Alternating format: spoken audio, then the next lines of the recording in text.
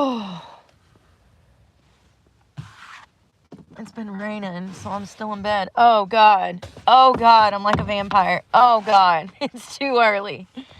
Whew. The sun will come out tomorrow. Bet your lucky dollar that tomorrow the sun will shine. Tomorrow. What movie was that? Oh, it was Annie. Oh, my God. I haven't seen that in years. I used to love Annie because I was Annie. You know what I mean? You know what I mean? I was Annie, so I used to love Annie. Ooh. First of all, when I woke up this morning at 4 o'clock, I'm getting the lights on. Give me a minute. I got acne medication on my face, if you're wondering. When I woke up this morning, I went to drink my aminos, and it's out. Oh, I know one thing. I gotta use the potty like a rock star. Let me show y'all something, how dumb people are. I've started to recognize that people are just stupid and they have no situational awareness. First of all, where I stayed last night, there's literally no cars in the park. None. None. Not a nair car. Do you hear me? Not a single freaking car. Oh, the van just pulled up. It's that little old man that's usually out here. Good morning, Andrea. But, like, this park is pretty large. And I wake up and this motherfucker is like right here. First of all, maybe it hasn't been explained to the general public. So let me explain. Van lifers, if you're going to stay in your car, we spread out. I shouldn't be able to look through your back window and see where the fuck you're sleeping in your vehicle. That makes you kind of super ignorant, actually. To be that up on someone, like, yeah, like I said, I think that people are just genuinely that dumb and they don't have situational awareness and they just genuinely don't know, because I have this happen quite a bit. And they were probably out drinking last night and, you know, because they weren't there when I went to bed. Nobody was here when I went to bed. Now, the white van is the little old man that we always see over here. He doesn't bother nobody. He's never tried to talk to me. Thank you. Love you. Thank you. I don't need to talk to you to love you. You know what I mean? You know what I mean? Matter of fact, I want to love you from a distance. Preferably 50 to 100 yards. But what do I know? I've just been doing this for 2 years. I need water. I need everything. I'm out of everything. What's new? Oh, I'm going to wash this. No, I'm not going to wash this today because I don't have money to do laundry. What's fucking new? And I've got court this coming week. Maybe not. Maybe not. That's the joy in life. They say it's all about the journey, right? You know? Here's the thing. If I was putting needles in my arms, I wouldn't have financial issues. That's the kicker. Gotta love life. It's all about the journey. It's all about the journey. Ah. You never know what's gonna happen. Are you gonna be stranded, stuck, locked up for more shit you didn't do? Who knows? Who knows? It's all about the journey, right? It's just so crazy, you know? It's so crazy.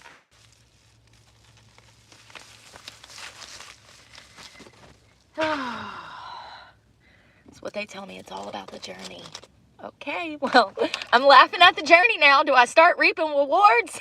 When do I start seeing rewards for acceptance? You know what I mean? You know what I mean?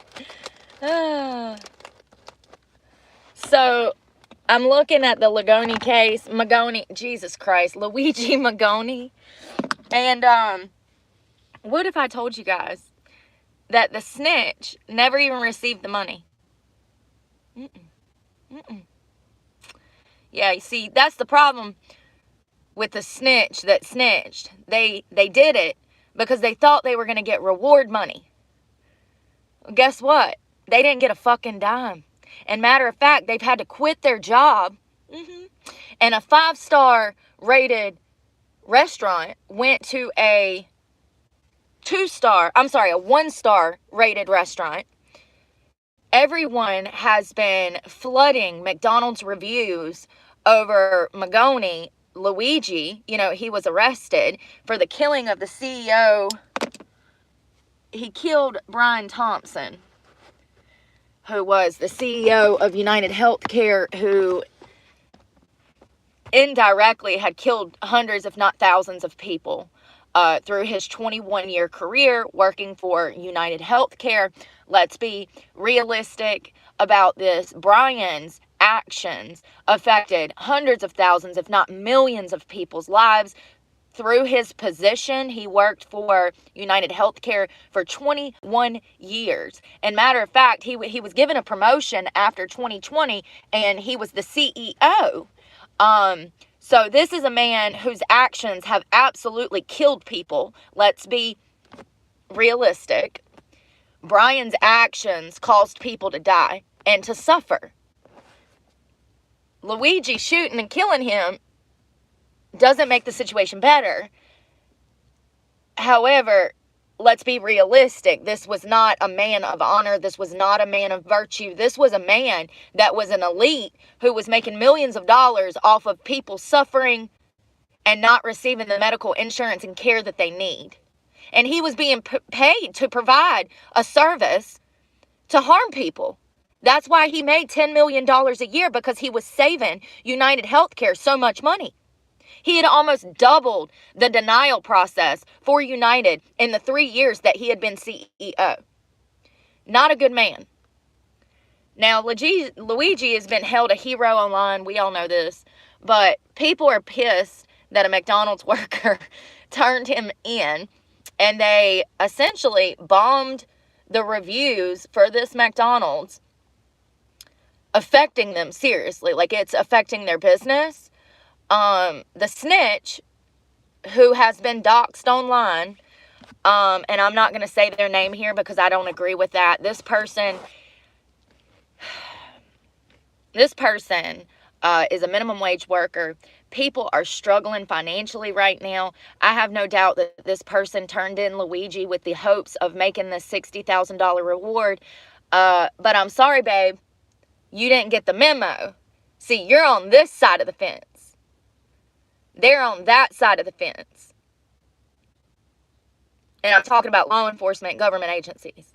See, just because they tell you they're going to do something doesn't mean that they're going to do it. And matter of fact, more often than not, if they have a chance to fuck you over any way that they can, they will. So what happened was, the reason that the McDonald's worker did not receive the $60,000, essentially, they said that the McDonald's worker didn't call the tip line. See, this is welcome to the justice system. Yes, the cops said that the McDonald's worker called 911. So because the McDonald's worker called 911 and not the FBI tip line, this person wasn't entitled to the money. Oh, you gotta love our system, you know? You gotta love it. You gotta love it. So in return, this McDonald's worker has had to quit their job.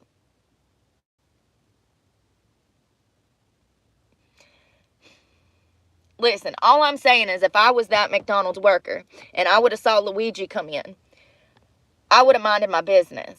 Because you're not going to turn me into the most hated person in fucking America because I snitched on this man.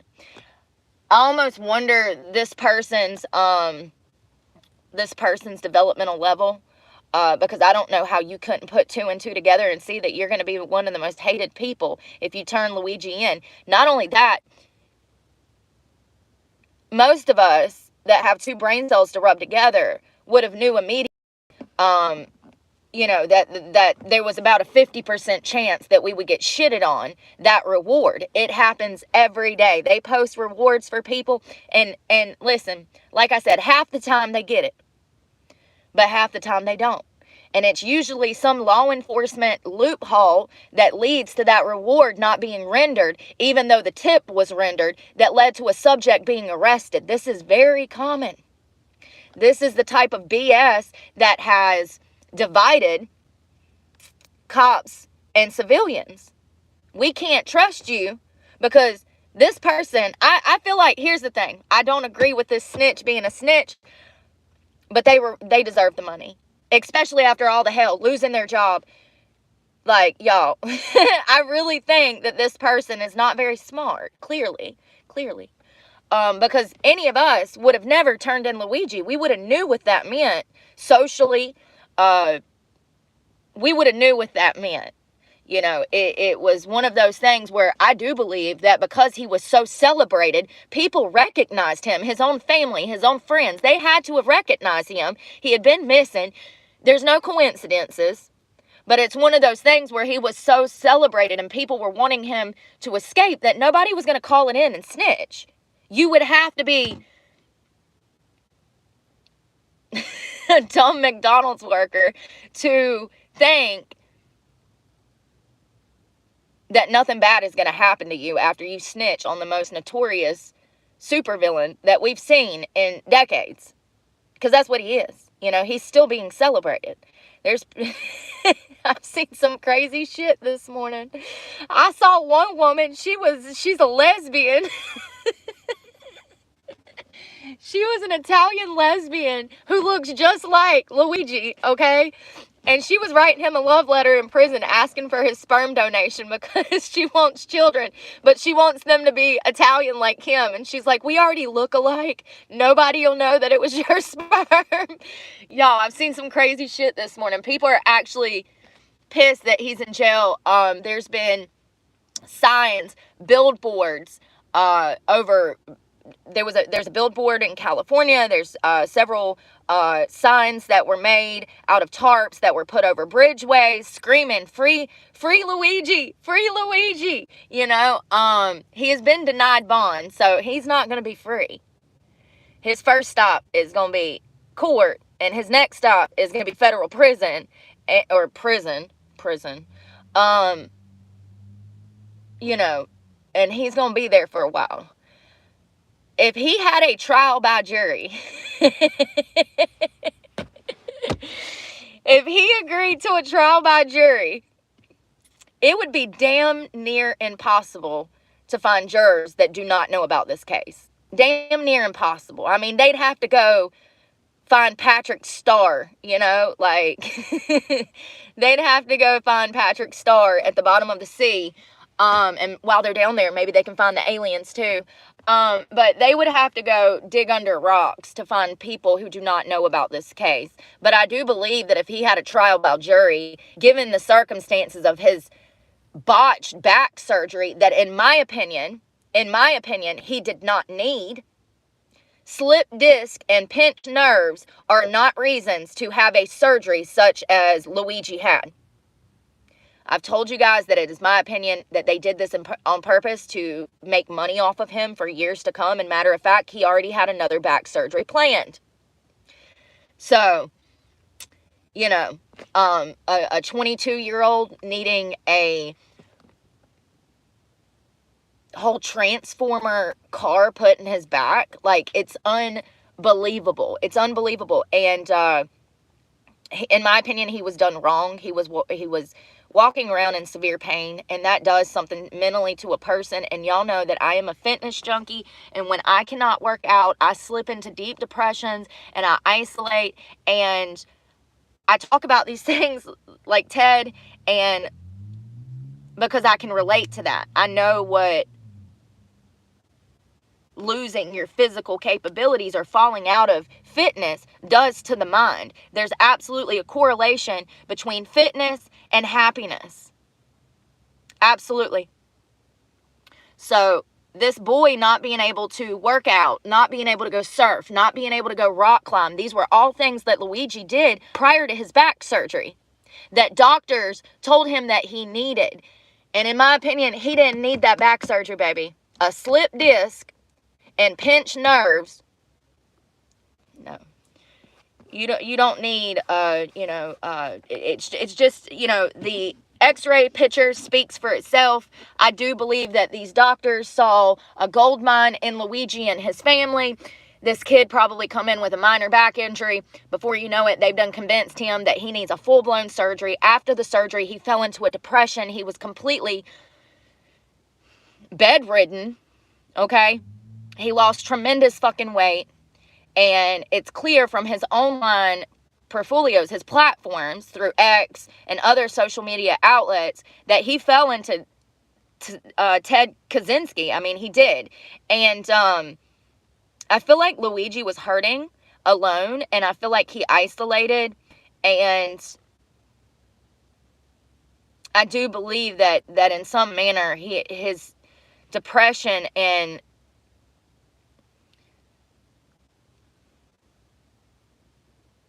he had to have felt completely like destroyed, you know? To be a 20-something-year-old kid and want to get out and live an active life and not be able to do that does something to you.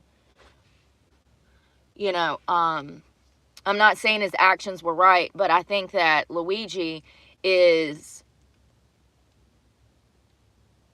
the poster child for most Americans when it comes to the medical industry currently. They don't care about what's best for us. They're simply trying to make damn money. Now, it is my opinion that doctors botched his surgery.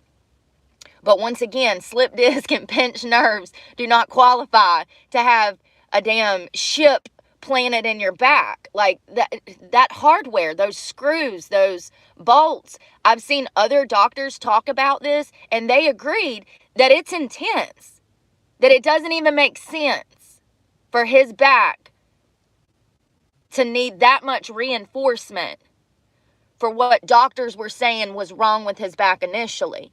I'm just saying that the hardware that they forcibly, surgically inserted into his spine did not add to the benefit of his overall life. It did not add to his happiness. It did not add, and they botched it, in my opinion. So that is an opinion, but most of that is based in common sense. So if you get it, you get it.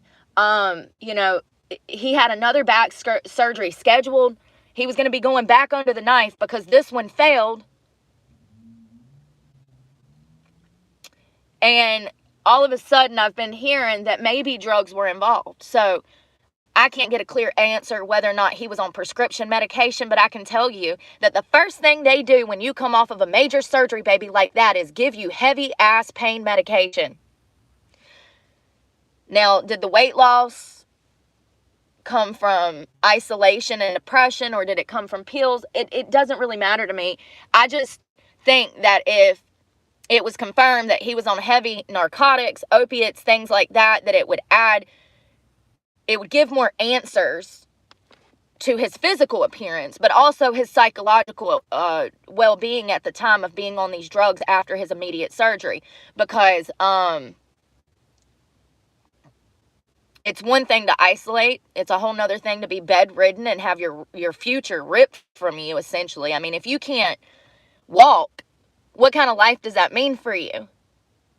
Just imagine you woke up this morning and your legs didn't work and you was stranded in bed. It's not a happy future. It's a lot to take on psychologically. And if there was drugs in all of that mix, it would have just amplified things and made things 10 times worse. But to be a McDonald's snitch and to be denied the reward money and then become the most hated person in America and then have your restaurant bombarded with 1-star reviews to the point that, you know, McDonald's doesn't even know if they're going to keep the doors open because people are pissed. And then you have to quit your job. That sucks. That sucks. And I know half of y'all are like, oh no, I'm sure the McDonald's worker knew that he was going to be hated or they were going to be hated after. No. Some people are just that dumb. Especially when there's money involved. You know what I mean?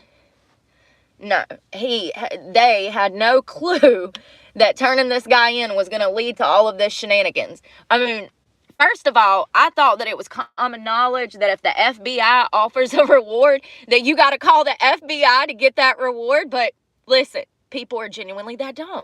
So, fun tip.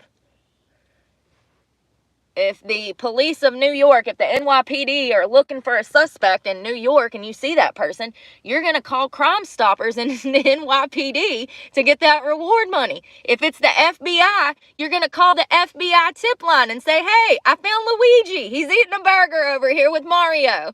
Like, it kind of goes to show how,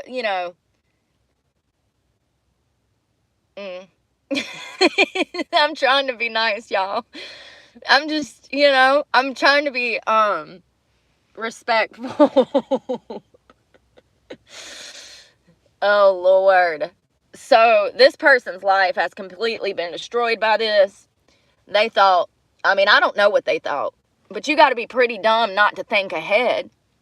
This is the most respected Robin Hood in America right now. What did you think people was going to say when they are literally celebrating his freedom?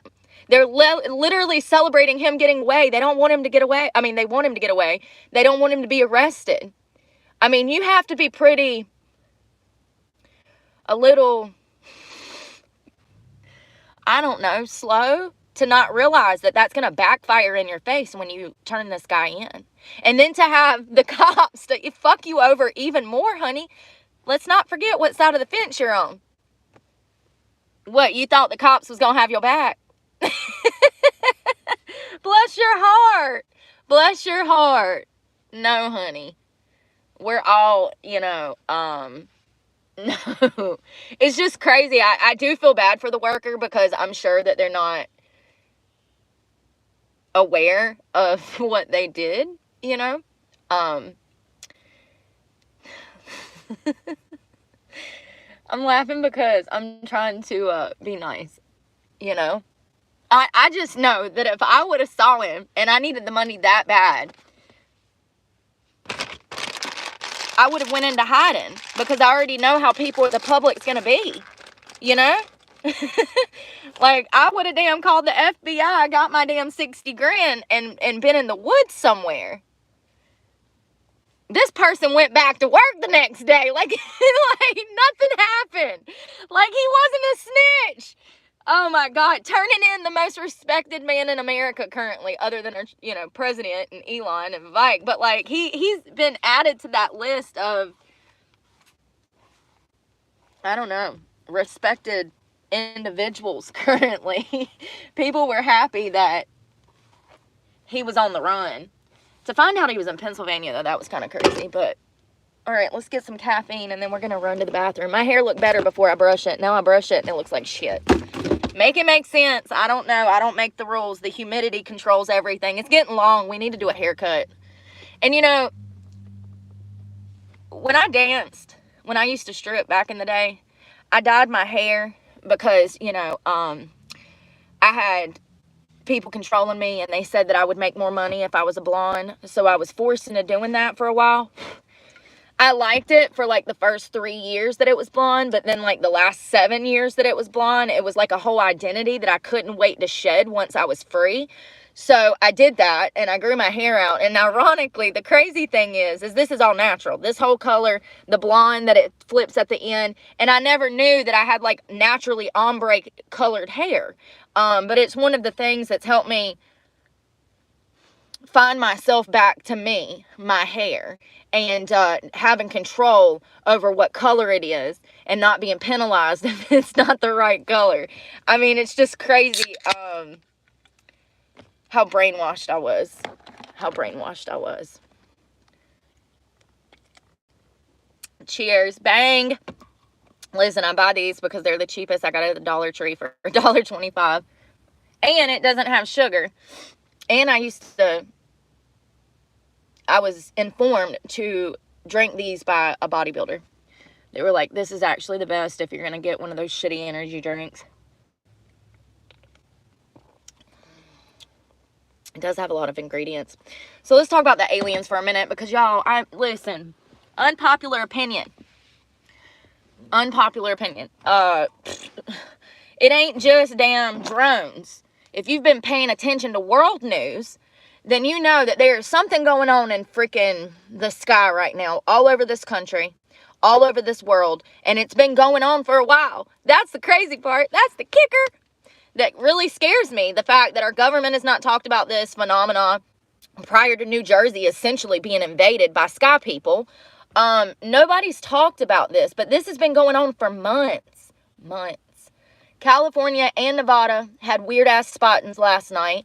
Everything from drones to orbs to UFOs. There was pilots in the sky that were life flighting a car crash victim to the hospital, and the car crash victim is in the back of this plane about to die, and air traffic control, the pilot of the plane, has to call air traffic control to make sure that he can even proceed with flying this victim to the hospital, because there's so many UFOs in the damn air, they don't know which way to go.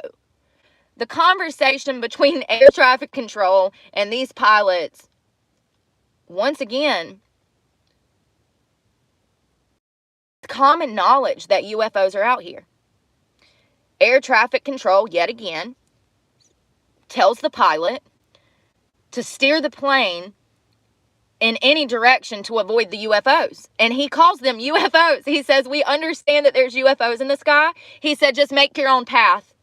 Find the safest path around the UFOs.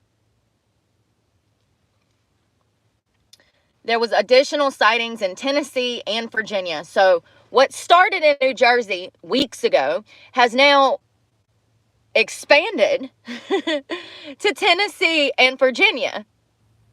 So this is not just one state. It's been over a dozen states. The Biden administration,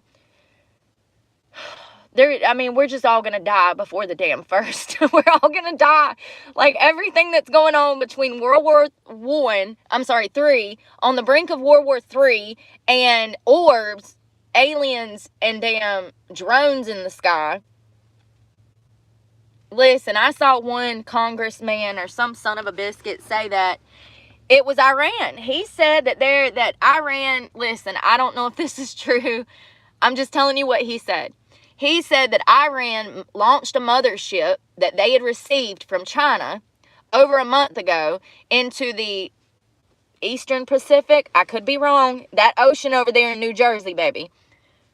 This congressperson said that, and he might not be Congress, he might be a senator, he might be listen, I'm sure if you go Google Iran drones, it'll come up. So the backstory is that China has been selling technology, drones, ships,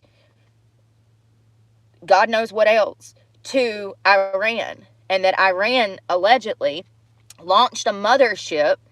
What the fuck is that? Off the coast of New Jersey over a month ago. And that's where these drones are from. Now, this person high up in government said this, and then I didn't hear anything else about it. It's been the only person in our government that's even said anything that might be logical. Like, we're not in a good place right now with a lot of our enemies because of the Biden administration. They've completely wreaked havoc on all of the wonderful relationships that Donald Trump built in his presidency. As soon as the Biden administration came in, they started rewriting everything, fucking over our enemies, which we are supposed to keep peace with.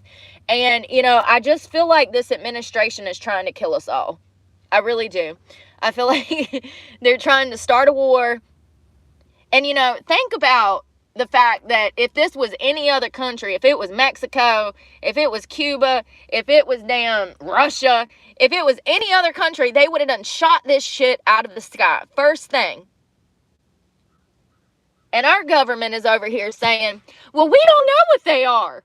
We're not aware. We don't know. We have no more information. We have no information. But don't worry. They're not going to be harmful. I'm sorry, what? Like, listen, that is not even a logical statement, and that is the problem with this administration. To not know what something is and claim that it's not going to be harmful or it's not a threat to national security is one of the most stupidest statements that could ever be said. That is not even a logical process. Like, we've got to get these people out of here before we all end up dead. I mean, let's be honest, our defenses are down. We don't have the military. You know, it's not good. Going back to what I was talking about last night, for all we know, I don't know. I don't know what I believe they are. For all we know, this is something past extraterrestrial. This is something of another world. I mean, between the orbs, the UFO sightings, and the drones, it's just a lot. It's a real lot. And if you haven't seen this, I mean, there's thousands of sightings. Thousands. All you have to do is go Google it. I mean, there's thousands of them all over YouTube. This has been going on for months. And it was only when New Jersey got invaded by this flight of drones that are the size of, some say SUVs, some say cars. I've seen some that are in triangle formation that look like spacecrafts. They're built like this, like fighter jets. I have a ton of pictures, but they're on the phone that I'm filming on, so I'll have to show you guys Monday. We're going to talk about this Monday after these things develop over the weekend. But it's very scary that it's been going on for weeks in New Jersey. It's scary. I couldn't imagine living there. But to see that it's starting to spread is even more concerning for me. We had sightings all over New Jersey, Pennsylvania, Maryland, Missouri. Where else? I think MD. That is Maryland, Brooke. Minnesota, maybe? I don't know. A lot of those M names. Not Montana. But the ones up north in the Northeast, you know, there's been sightings all over those states along with Pennsylvania. And then all of a sudden, they spread out to Tennessee and Virginia. And Virginia, they saw from Richmond, all the way down to Danville, which is on the North Carolina state line.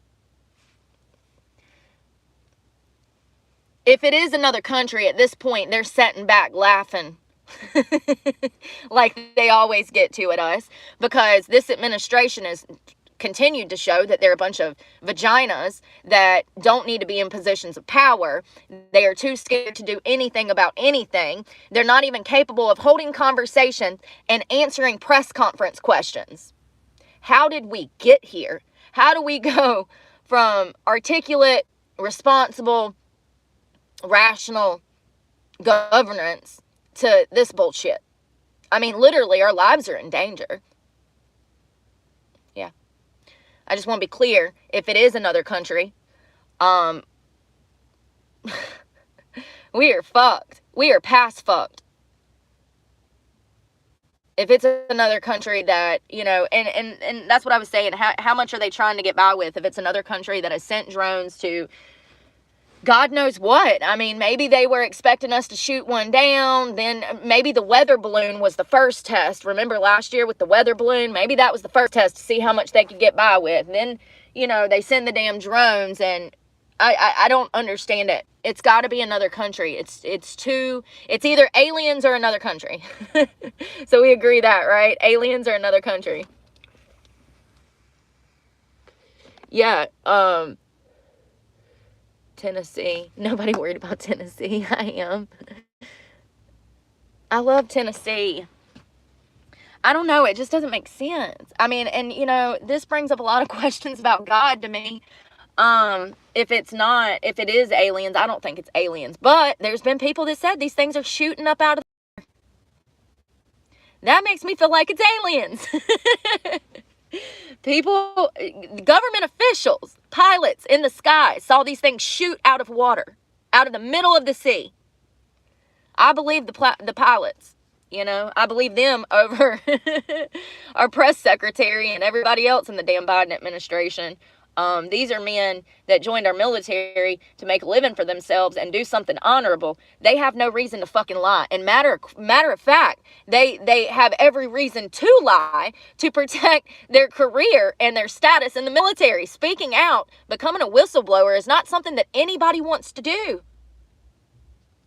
They have no reason to lie, and I believe the pilots. I believe air traffic control, and I believe all of the sightings. something that I can't really, something that is not really making sense with these sightings, which leads me to believe that it's 3 different things. You know, the videos, of course, lead me to believe it's 3 different things and know that. But also the fact that some residents say that they can hear these things. Some residents say that they have no sound at all. That is contradicting. There you go. And that leads me to believe that it's multiple things. It's not just one thing, because I've heard this in dozens of reports. One man was standing on the back porch with his daughter.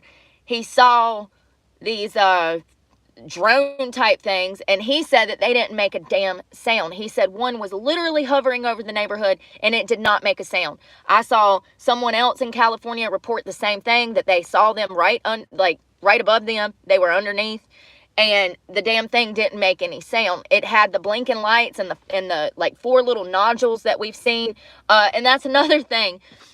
The drones that we're seeing in New Jersey are completely different than the UFO sightings. There's no mistaking a damn UFO. And people have been seeing those nonstop. So, and you know, Elon had a good point. I was listening to him this morning, and he was asked if he believed that that aliens were here. And he said, don't you think if the government had aliens, they'd pull out a damn alien head to get funding? It's a great point, Elon, but I do think that they've probably been deferring money for years for that program where they keep alien biologics. I believe David Grush, I believe Bob Lazar, I believe all of the whistleblowers that have actively worked in this government and saw things. I do, but Elon does have a good point. He was like, if they had alien bodies, don't you think they'd pull one into a damn congressional meeting to ask for funding with an alien head? I mean, great point, but at the same time, our government is so secretive. They don't want our enemies knowing what we have. They don't want our enemies knowing we have spaceships that we have tried to reverse engineer, because that would put a target on our back to be attacked for what we have, first of all. Going back to the whole SpaceX thing, those rockets over at the Vandenberg Air Force Base, that information, I mean, it's just worth so much money. Other countries don't have the type of technology that we have when it comes to our aircraft. Now, China, I do believe, is more technological advanced than we are, but do they have, you know, spaceships and or alien biologics like David Grush claims? I don't know. I just know that the information and what we've done, what Elon has done, there's no price to put on what Elon has done. You know, no other country is sending people to space like we are, like Elon is, like SpaceX. Their missions, it's worth billions. This shit's crazy. It definitely freaks me out. I'm scared that what that senator said was correct, and it's damn Iran made a damn deal with China. I mean, and if it is, they haven't done anything to harm anybody. And what happened yesterday with the damn plane crash? Because there was a drone that fell out of the sky in New Jersey. Has anybody heard about that? Yeah, we probably never will. Probably never will. Even though residents heard it fall out of the sky and hit the ground and crash.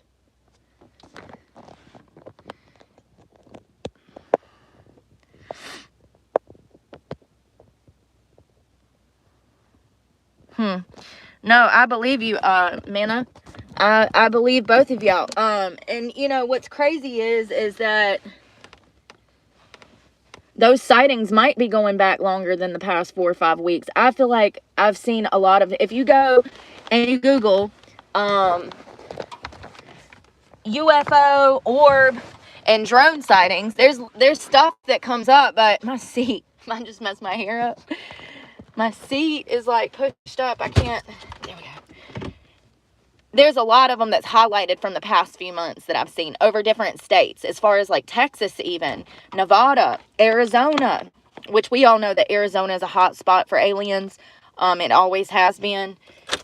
I guess the desert terrain and nobody really living out there in a lot of the state. It's more like it can get rule in certain parts of Nevada and Arizona. And so it's always been a hot spot for aliens. Hearing Elon say that there's no aliens kind of broke my heart. I was like, what the fuck is he talking about right now? Hold up. Wait a minute. That's not even logical for you to be saying. He was asked if he thought that our U.S. government had aliens. And he says, and listen, here's the thing though. Elon works in our government now. Was that him being coy? I think it was, because there's no way to deny what we know, what we've seen for at least 100 years since cameras became a thing. Aliens have been recorded in the sky, and this might have been. Damn, I wish I had my computer. I mean, I do, but I ain't got no Wi-Fi. Come on, let's go. I need to Google shit. So, but like, how can I explain it? I'm wondering if the camera came first, or if the Wright brothers took their first flight first. What came first, the Wright brothers or the camera? The Wright brothers are the inventors of the airplane. They took their first flight on the coast of North Carolina, where I was born and raised. They're pretty popular there. You know, I don't think most North Carolinians know about the history of their state, but when I was growing up, my parents used to take me to the area where they made their first flight. And so, y'all know I'm a sponge. And it's a pretty damn important part of history for North Carolinians, because without these brothers, the Wright brothers, who, you know, who's to say what would have happened with aviation? I have a huge interest in aviation. I saw this girl this morning that got her pilot's license, y'all, and took her boyfriend on her first flight, you know? Oh my God, it was so cute. It was so cute. I was like, damn, I want to do that. So cute. She got a private pilot license, I suppose, and you have to do intense training, have hundreds of hours in the damn air before you can get a license for that. It's just like skydiving. If you want to skydive, you can skydive, but you have to have an instructor on your back. You have to jump so many times with an instructor, learning how to properly maneuver dropping that fast. You're not floating on clouds, baby. You're falling at a high rate of speed with the wind smacking you in the face. It's intense. I remember watching my dad jump, and they jump with a film crew in front of him so they can record, you know, his jumps. And he's trying to blow a kiss to the camera, and he could barely get his hand up to his face because the wind, I mean, you're just falling. I don't think it's what most people think it is. Well, I don't know. But you have to jump so many times with an instructor, and then you can jump on your own. Y'all ain't got a bra on. I'm about to go do that. It makes me so aggravated. It's like comfortable in bed, but then I set up and I'm like, where's my brassiere? It's so pretty this morning. Look. Gorgeous. Just gorgeous. Sunrise. Sundays on.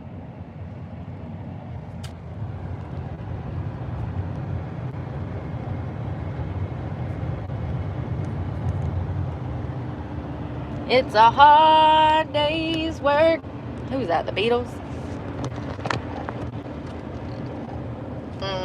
Where am I going to get food? This gas station down here ain't even got food on Saturdays and Sundays. That shit sucks.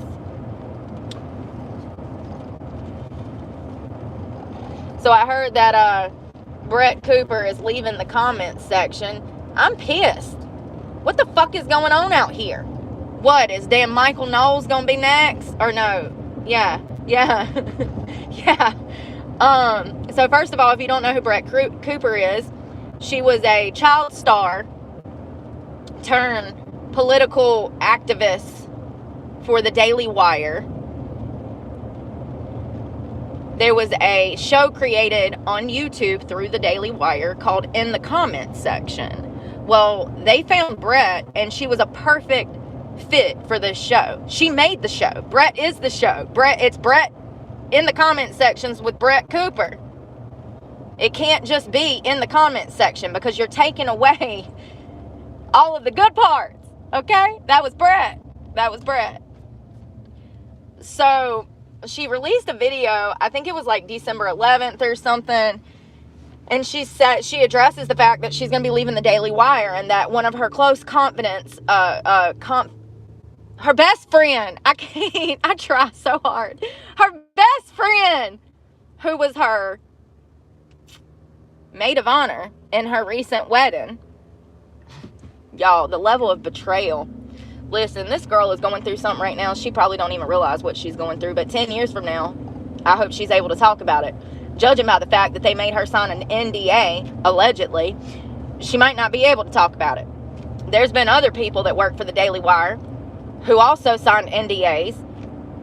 And after they left the Daily Wire, they've never spoke about it. Why they quit, why they were forced out, why they were pushed out. But it appears that Brett has been replaced by her best friend. First of all, I'm a good book. I'm a good read of character. I don't judge books by their covers. I judge books by their behavior, their actions, their words, their demeanor, personality. Okay? This little friend of Brett's is fake as fuck, first of all. She's been jealous of Brett probably since they've known each other. Probably been in competition with Brett. And poor Brett is such a kind, authentic soul that she did not realize that she was best friends with the enemy. So she allows this girl to be in her circle. This girl was a producer for the Daily Wire.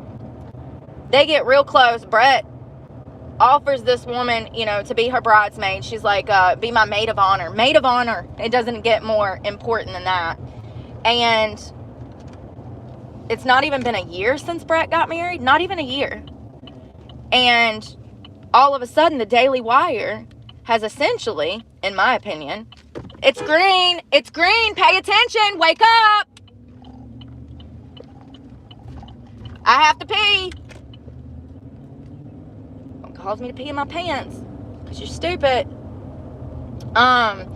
Essentially, it seems, in my opinion, that Brett was forced out. Now, we don't know why this would have came about. We don't know if there was some kind of disagreement over money, maybe. Disagreement over paths that maybe Brett and the Daily Wire wanted to take. We don't know why. But it doesn't seem to be affecting Brett's old channel because it's still got millions of followers, which is crazy to me because a lot of the comments are saying what I'm saying.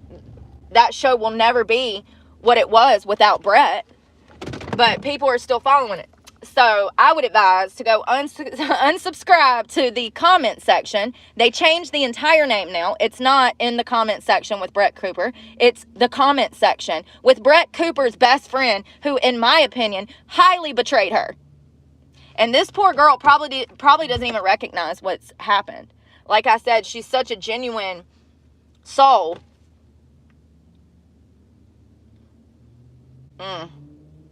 Imagine being forced out of something you've built for years and being replaced by your best friend. When you're actually a 10 times better candidate than your best friend will ever be. I don't even like her look. She is evil. That girl is a manipulative, backstabbing whore. Ask me how I know. This is what I do. Yeah. Here's the first thing. A real freaking friend would have said, whoa, wait a second. You want me to do what? You want me to do Brett's job? Oh, no. I could never do that. See, that's what a best friend says. That's true friendship. You want me to do Brett's job. I can't. No one can ever replace Brett. Do you get it? So the fact that she even took the position tells me a lot about her character. Because true friends, ride or dies, people of virtue would never even have took that job knowing what that meant for Brett. It's the most craziest Daily Wire bullshit that I've ever fell into. And I feel horrible for Brett. I don't know what this means for her. She is a light. We need to support her. She is one of the few good people left in this world.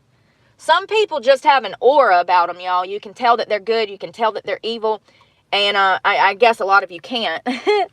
But some of you can. And y'all know exactly what I'm talking about. And this girl's demeanor is so fake that it's repulsive for me. Like, I tried to watch a video and then I had to leave a hate comment.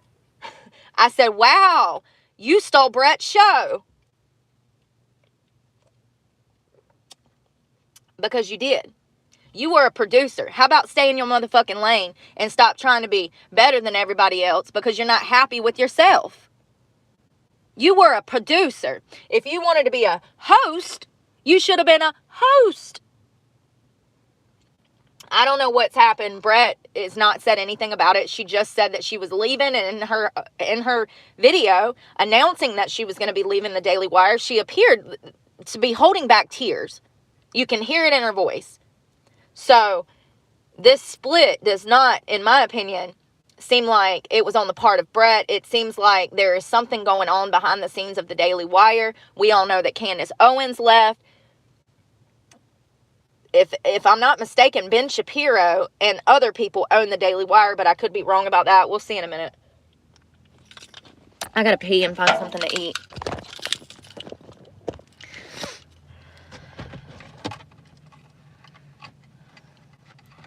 I love Candace. Candace is literally out here doing the Lord's work. I saw her husband yesterday on a podcast she had him on. I did not know she was married to a white man.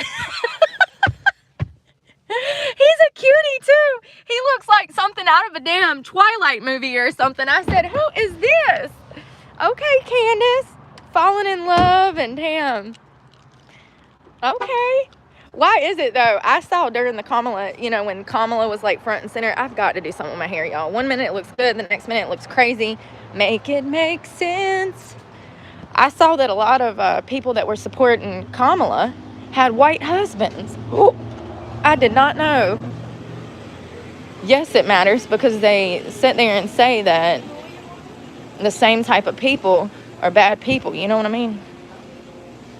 That,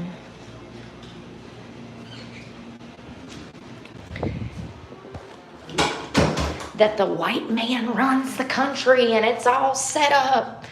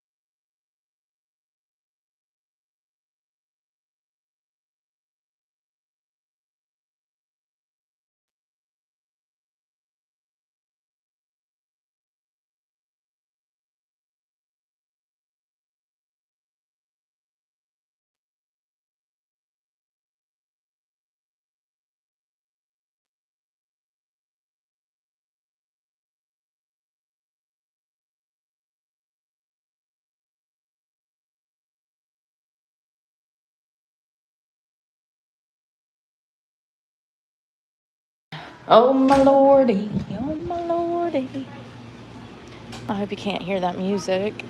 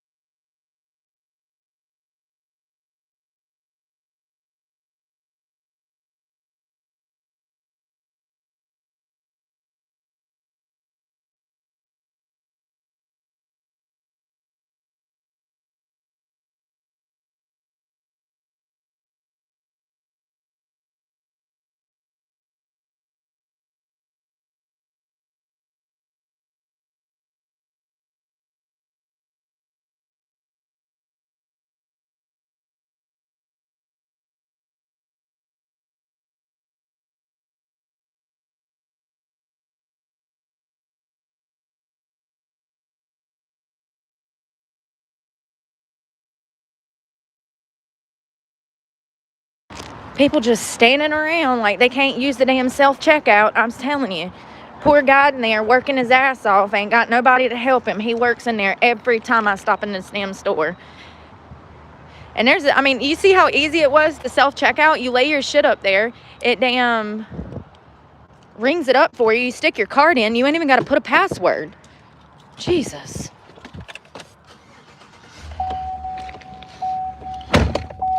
Ain't even got to put a damn password. You damn too dumb to damn. Lord have mercy, Lord have mercy, they don't know.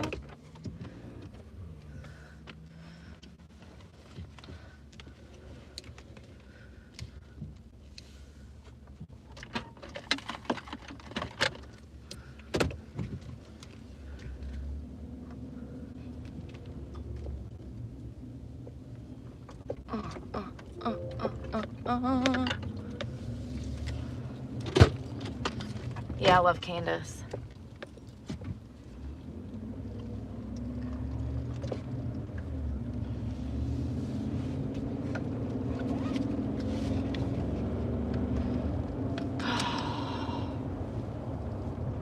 You know what's crazy is that Ben Shapiro was wrong in that whole ordeal because he was sitting there talking shit at a damn dinner party, probably drunk. Let's be honest. He was busted. Ben Shapiro was caught on camera at a banquet bashing Candace Owens. Caught on camera. Because she said that God was king. And that essentially sealed her exit from the Daily Wire. She was done with it. She opened up her own nice turn signal dipshit. She essentially opened up her own channel, and she ain't hurting. She doing better now than she was at the Daily Wire, and probably making 10 times more money, honey. That's another thing. I hope whatever Brett does, she blows it out of the water, and she will, because she's good at what she does. Like, she was the face of Daily Wire, in my opinion, even over Ben Shapiro.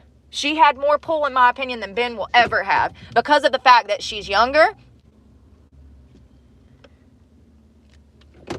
and has better qualities at drawing in younger generations, you know? So it's crazy that they are trying to replace her with this fake ass of a hussy. Like, listen, I don't know how I know these things. I just know them. I just know them. This new girl is manipulative, cunning, and will never be able to replace Brett. I need to eat. I'm hungry. I've been hungry since 5. Hot sauce on my eggs, hair in my bag.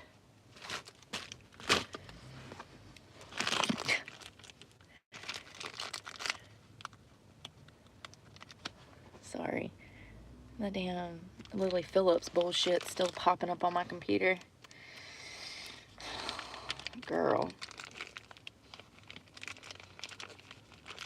You know, that had me thinking about how gullible you are when you're that age, and that's why you shouldn't be making rash decisions before the age of, I don't know, 30? Yeah, 30. But what do I know? Let's see. Hold on one second.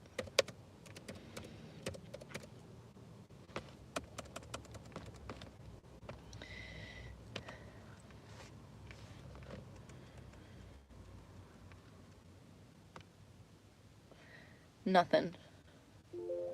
Ooh. Drone crashes into New Jersey homeowner's backyard.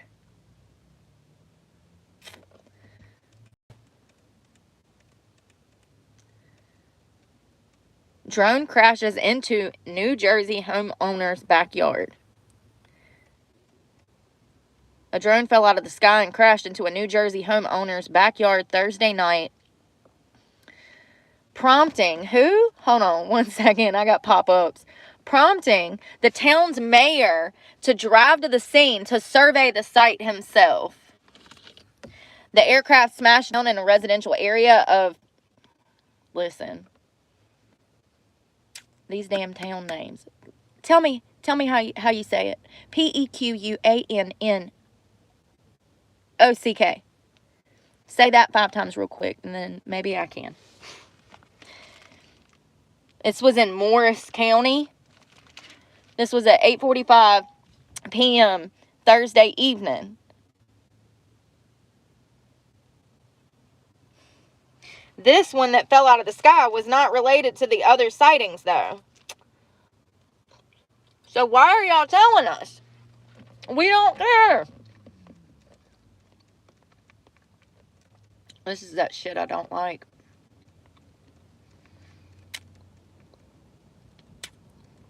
That's it.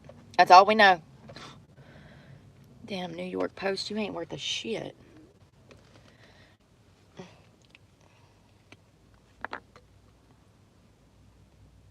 Ah.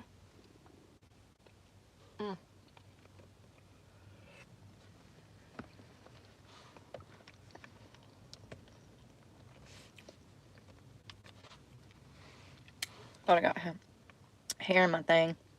My mouth. I want to see what's going on with this worker. Stay. Oh my God. Ah.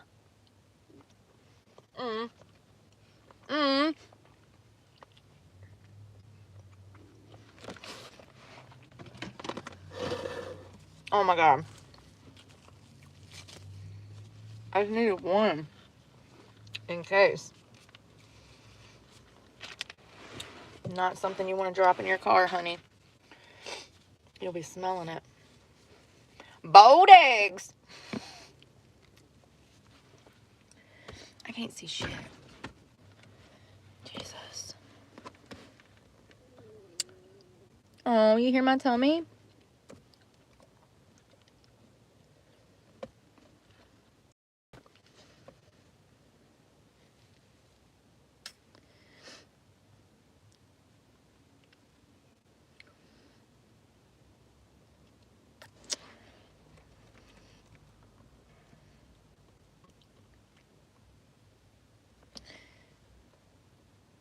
It was not a successful back surgery if the son of a bitch can't walk without being in pain. I swear people are so stupid, y'all. I just don't understand how we got here. It was not successful if he was in extreme pain. Could not live his daily life. That is not a successful surgery. I just want to be clear. Okay?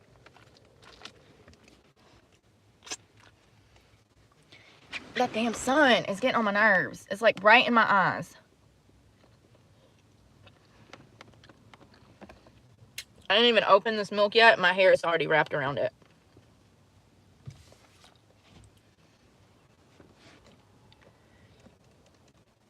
This news article, listen to this dumb shit. This is that shit I don't like. Luigi Mangoni underwent successful back surgery this year that elevated debilitating chronic pain.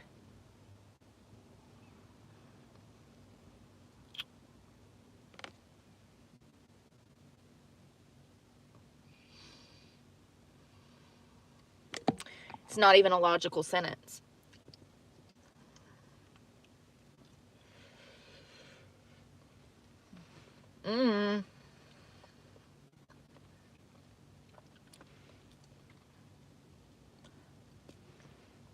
I didn't want to have to touch them, but here we are.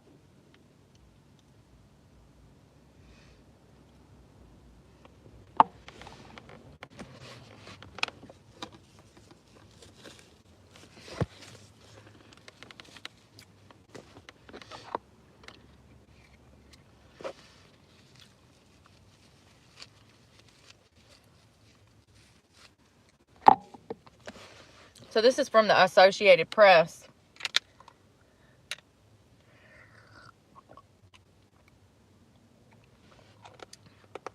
Leah Skine and Jennifer Simcoe are idiots. And I probably got their last names right, but it's okay. At least I know I'm an idiot. That sentence is not even logical.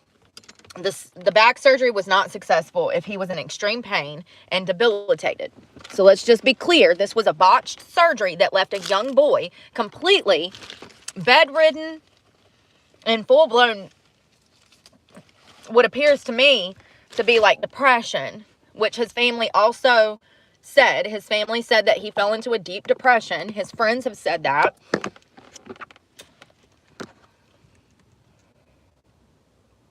And he lost extreme weight. Yeah. So, this was in Honolulu. Look at how skinny he'd gotten. This was right after his surgery in 23. That's not even the same guy from... That's not even the same guy from the pictures that we have of when he was fit and in shape working out prior to his surgery. God.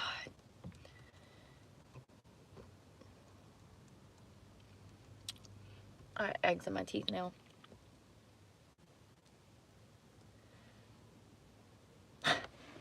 Whoo! I'm just confirming what I believe. He repeatedly posted on Reddit about his recovery and offered words of encouragement for people with similar conditions, telling them to push back against their doctors who suggest they just have to live with pain.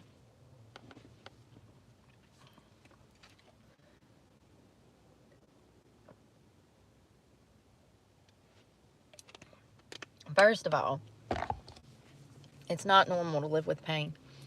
A back surgery is supposed to fix the pain. Okay? It's not supposed to make it worse and turn you into a bedridden parasite, you know? Like...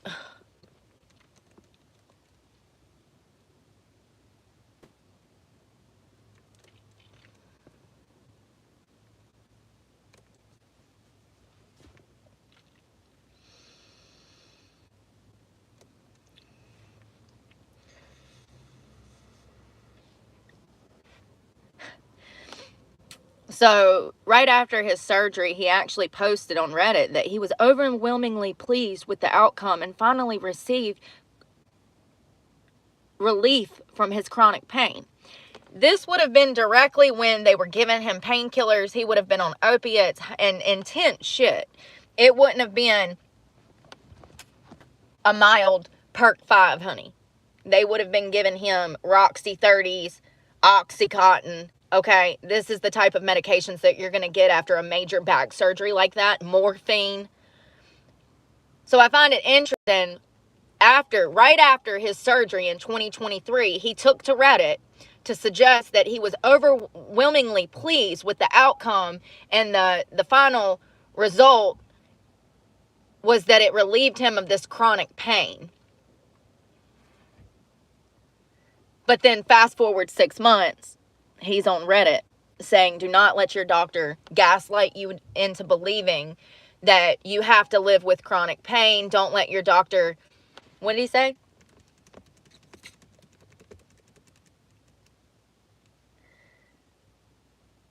He told them to push back against doctors.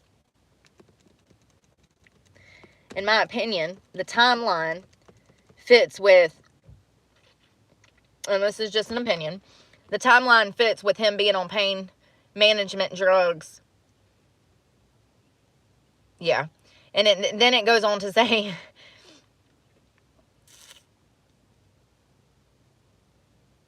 he stopped posting on social media 6 months ago, around the time he lost touch with his loved ones.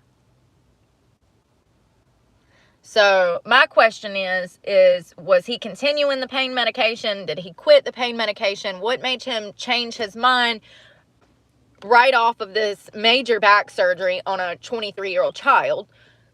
Let's be clear. What made him change his mind that quickly in less than a year? He goes from saying, oh, my back pain is gone, yay, to don't allow your doctors to gaslight you and you need to push back.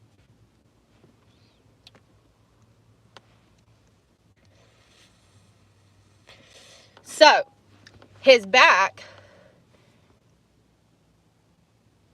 he had a fracture that causes a vertebrae to slip out of alignment. It can result in severe pain if the bone puts pressure on the spinal nerves.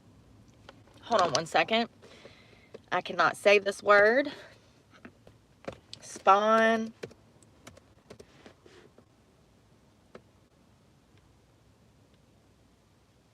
Spondylolisthesis. Lord have mercy. Sounds severe.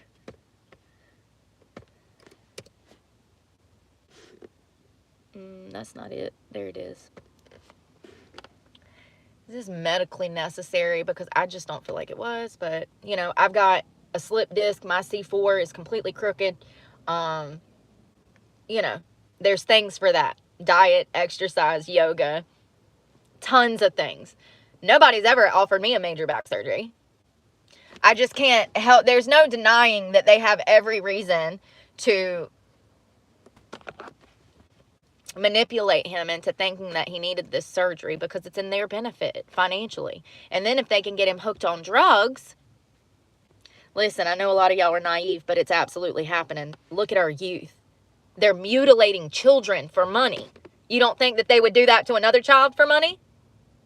It's the same system. It is spondylolysis. And it's a common cause of lower back pain in children and adolescents. It's a weakness or stress fracture in one of the vertebrae, the small bones that make up the spinal column. And it happens in gymnastics, football, weightlifting. This is a very common injury for adolescents and teenagers. But let's put 4 screws and 8 bolts in this child's back. In my opinion, listen, I'm not a doctor, but in my opinion, a major back surgery was not a necessity at this moment in his life. There's other things we could have tried. Why did they immediately jump to a major surgery, which in return made him need another major surgery, which was already scheduled? In my opinion, he was a victim. He was a victim just like all of these hundreds of thousands of children that have lost their genitalia. All of these hundreds of thousands of children that have been brainwashed with propaganda that they're not right in the body that they were born in. In my opinion, Luigi Mangoni is a victim of the medical industry. Why he chose to shoot Brian, I think he's went off the trails, you know. I think he went off the map, and psychologically he was angry and he wanted to be angry at somebody, and Brian just so happened to fit the mold of who Luigi felt entitled to kill. Like, I feel like kind of like Ted, you know, in Ted's mind, he thought that what he was doing was revolutionary and it was going to bring all of this awareness to the issue. And I feel like Luigi was trying to implement that. And I mean, he did a good job at getting everybody pissed at, you know, the medical industry and insurance industry. We literally have the worst system for medical care in the entire world. Did y'all know that? Fun fact. Fun fact. We're actually decades behind other countries when it comes to our insurance infrastructure. You know what I mean? Like, so to speak.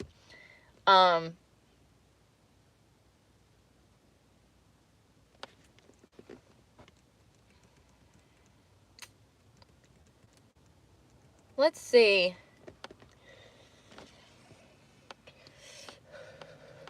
This pissed me off. Look at this. What did I say?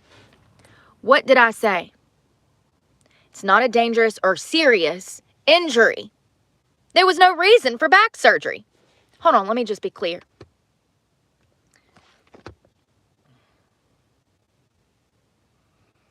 That's what he had. Self-admitted.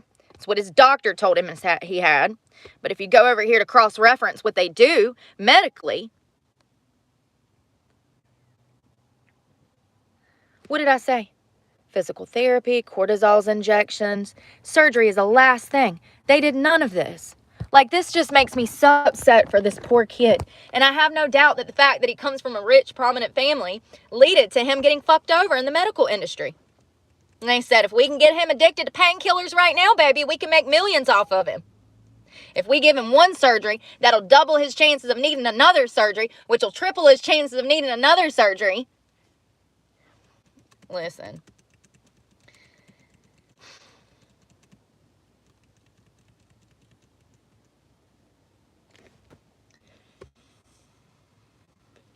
All I need to do is look at that x-ray and tell you that he was worse off with that surgery than without it.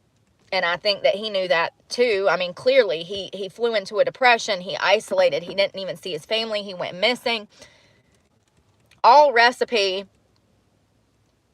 to go dark mentally.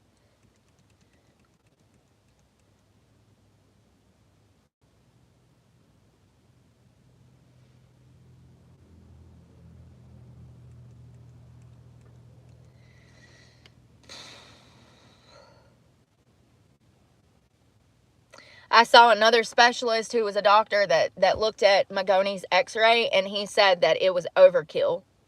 He said that the screws and bolts that they put in Luigi's back was complete overkill, that it was not even logical.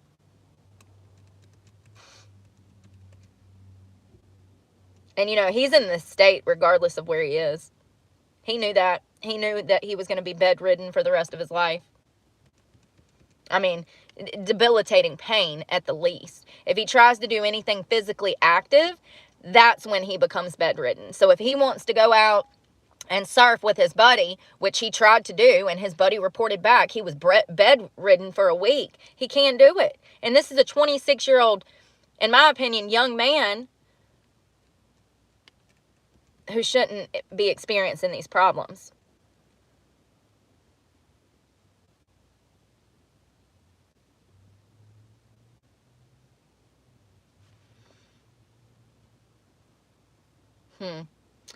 So it appears that he spent 15 years, a year and a half. I love how they put that period in there. You can barely see it. He spent 18 months undergoing conservative treatment for his back. And then in 2023, he had the back surgery, and he posted that he needed 0 pain meds within a week of the operation. But in May of that year, he reposted an X referring to most doctors as basically worthless. This is a very smart man. Very smart man. At this point, he had a bachelor's, a master's, and I know that doesn't make you like street smart, blah, blah, blah, blah, blah. But he's not an idiot. He's smarter than most. We can tell by his crime that he's smarter than at least 80 different sheriff's departments, okay, and the FBI. So he's not an idiot. I feel like his postings after the back surgery, the back and forth process for him. He thought that the back surgery was going to make him feel better. He thought that the back surgery was going to fix all of his problems. He was probably told that by his doctors. And then he comes out of that back surgery and he posts that he needed 0 pain meds within a week of the operation, which is not recommended because these types of surgeries are severe. You are going to be in a lot of pain. So I'm surprised that he even posted that. But then a few months later, he posted that his doctors are worthless. The post has since been deleted. But I just feel like he was sold this dream of having a physically fit lifestyle and being able to go back to what he wanted to do, and then it didn't happen. And I'm here to tell you, y'all know I hate the medical field. I feel horrible for him. I feel like he was a victim of money. A year and a half of physical therapy. You know what's crazy to me is I know someone who's getting cortisol shots in their back, and their doctor has never told them to simply stretch. Fun fact, If you're having back problems, if you have, you know, sciatica, that's a pinched nerve. You can fix that with stretching. I just saved you money. I just saved you money, honey. It's called a clam stretch, hamstring stretch. It's just crazy because I asked this person, I said, well, did your doctor tell you to clam stretch? And they're like, no. And I'm like, so your doctor has never told you to stretch. Now, why would a medical professional not tell a patient to simply stretch? Because that will fix most sciatica problems, okay? The reason they don't tell you is because they want you coming in for cortisol shots. They want you coming in for pain management. They want you coming back anyway, and they're not telling you the medical necessary information so that you come back. Friends, let's be honest. That's a scam artist. That is not a medical professional. That is what our whole medical industry has become.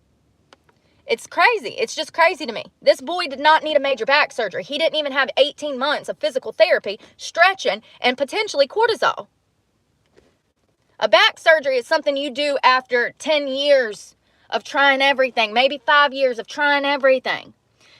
This is not, you know, that spinolithosis back injury that he had.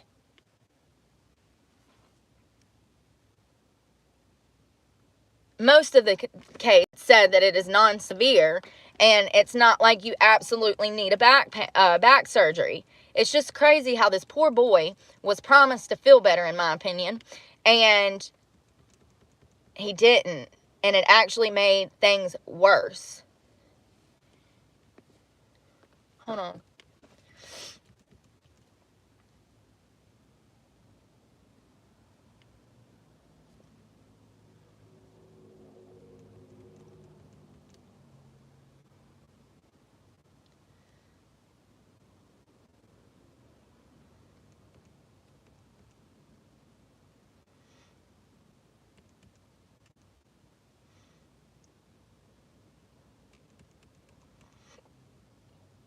God, some people can be given everything and then nothing at the same time. Imagine coming from this kind of prominent family with the resources that this kid had. I mean, clearly he got 2 degrees, a bachelor's and a bachelor's and a master's in less than 4 years at the same damn time. Imagine being economically provided for in that way, only in return to be in debilitating pain.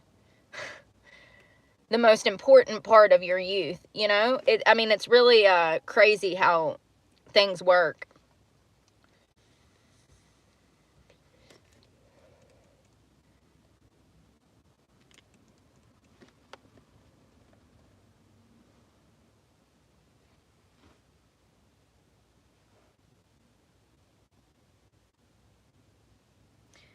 You know, a lot of y'all take things personal in the chat. If it doesn't apply, let it fly.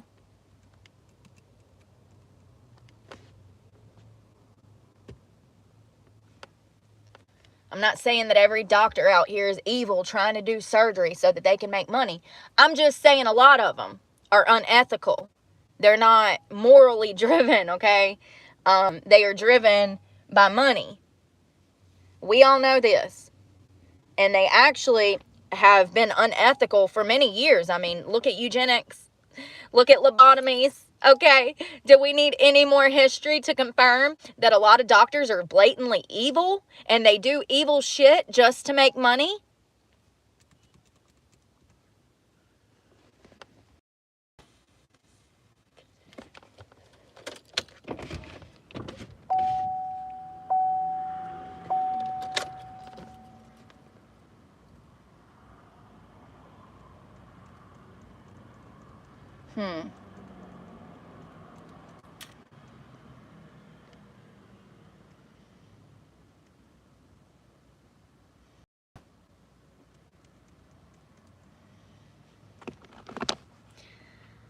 I was looking for more information on his family, and I can't really find a lot. They did make a statement that they couldn't believe that it was him, blah, blah, blah, blah. Y'all recognized him. Shut the fuck up.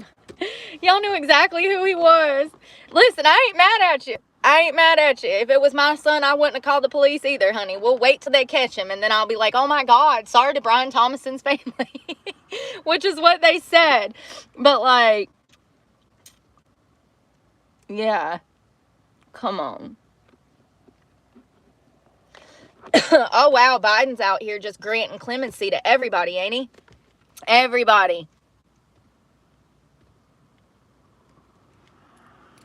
So it says Biden grants clemency to Indiana nursing home CEO who led a $19 million fraud scheme. Oh no, not birds of a feather flocking together.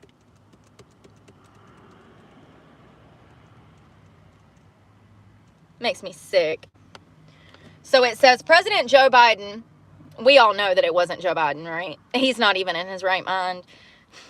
The swamp has commuted the sentence for a former Indiana healthcare executive who led a $19.4 million fraud scheme, including nursing homes owned by the Marion County's public health system. Hold up. Wait a minute. Skirt. Brakes. Oh, brake pedals on the left. Sorry, brake pedals on the left. Brakes. Hold on. You're here to tell me that this woman worked for DHS, Health and Human Services? Because this nursing home was owned by the Marion County's public health system. That's what that means. She was a public health care, or a government healthcare worker. And she stole $19.4 million. As we can't even feed ourselves and pay our bills. Wow, Biden. Will somebody please get him out of there before he kills us all? He pardoned 1,500 people.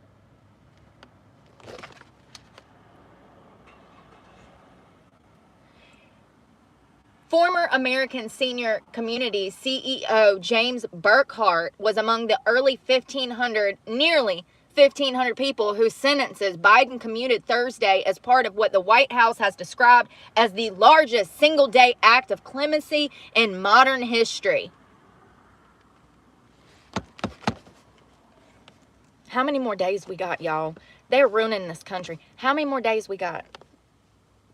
Yesterday it was 35, right? So today we got 34 more days of this BS. As the top executive, Jesus, I go in so hard and then I fuck it all up. I try. Give me a break. It's Saturday. As the top executive of Indiana's largest nursing home operator, Burkhart and several other co-conspirators, I quit. Co-conspirators orchestrated a massive fraud and kickback scheme involving a web of shell companies. He then spent the money on private jets, vacation homes, diamond jewelry, and gold bars.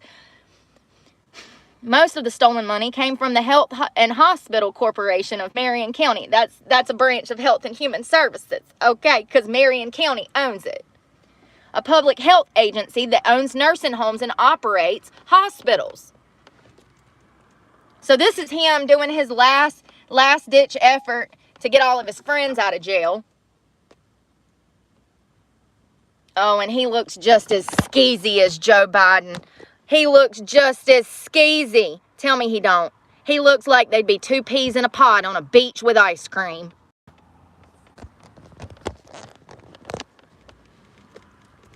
Y'all think that's bad. Hold on. Let me not forget this before I forget it. We're going to come back to this. Hold on. I can't forget it because this is important. Shit, I'm forgetting it.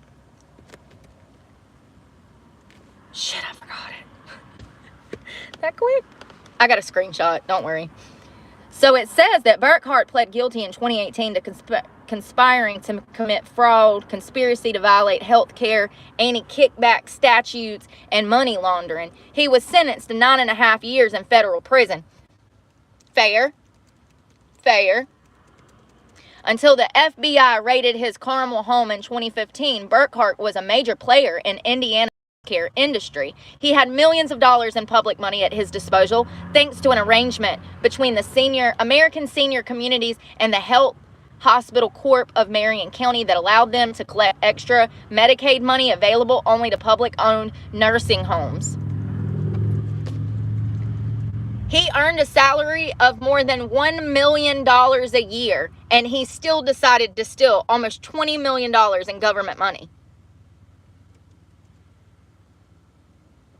An FBI informant who wore a wire caught Burkhart boasting about how he spent a lot of money on politicians.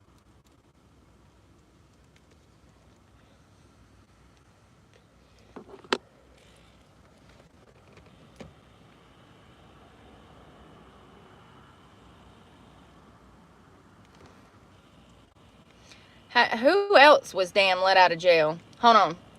In all, Biden commuted the sentences of 1,499 people. Oh, but what about his son? 1,500 who have been serving sentences at home for at least 1 year. He also pardoned 39 others convicted of nonviolent crimes.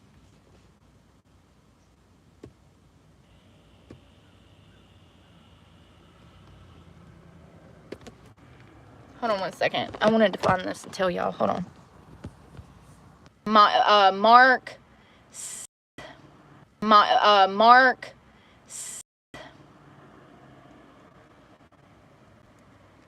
Hold on.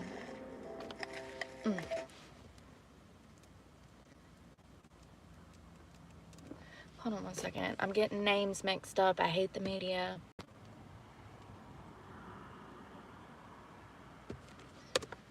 Kids for Cash. So there was a judge. Yes, Kids for Cash. He was sentenced yesterday in the state of Pennsylvania. This man had set up a child care system and he was receiving kickbacks. Now, this is one of the first cases that I've been able to find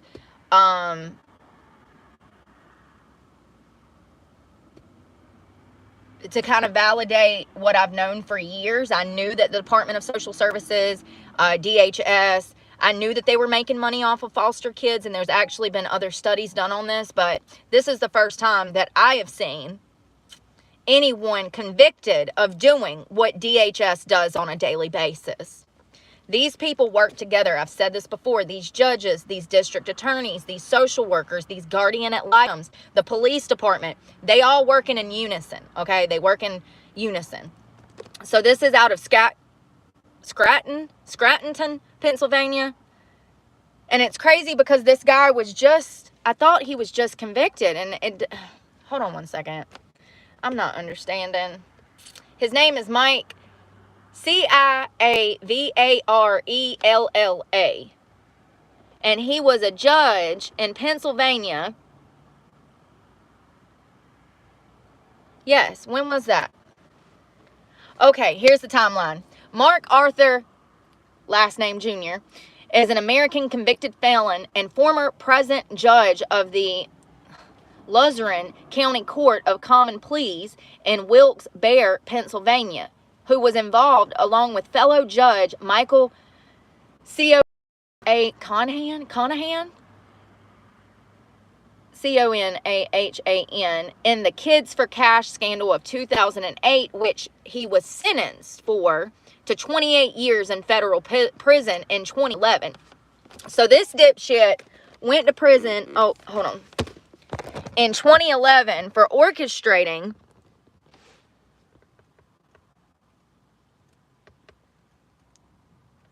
children being sold through the child welfare department.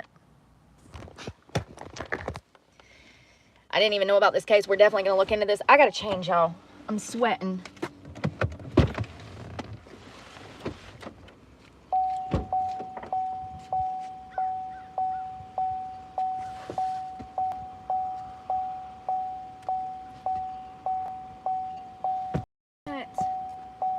Why can't I find nothing ever? I'm literally sweating to death. So it appears that this is one of the people that Biden let out of jail. Says yesterday, his verdict, let me just change and then I'll read this to you. This is crazy. What in the ever-loving fuck is going on out here? These people were making money off of placing foster kids in certain homes, not for the benefit of the child. No. They were selling off children. They were selling children. And we know this. And both of them were convicted for this.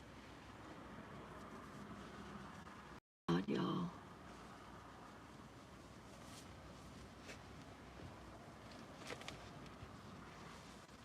And they were sentenced to 20-something years in prison each.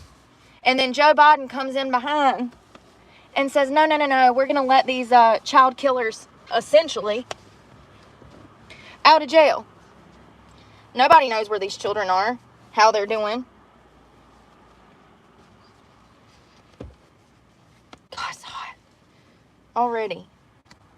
And it ain't even that hot yet. It's supposed to be like 75 today.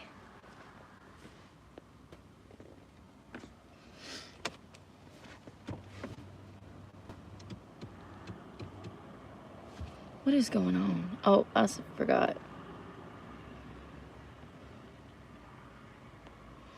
I'm sorry, y'all. I forget to come through here. He granted clemency to child molesters. Absolutely. Child abusers. Child rapists. Government officials that have fucked over the American people. You know, this is a prime example of how rich people take care of their rich friends. So it looks like President Joe Biden commuted the sentence of disgraced Kids for Cash judge Michael Cohanon, and one of the victims is expressing anger over it. Michael and fellow judge Mark Ciavarella, both worked in Pennsylvania, were convicted in connection with a scheme that sent thousands of juveniles to 2 private detention centers in exchange for millions of dollars in kickbacks. Whoa! It's even worse. It's even worse than my initial... What?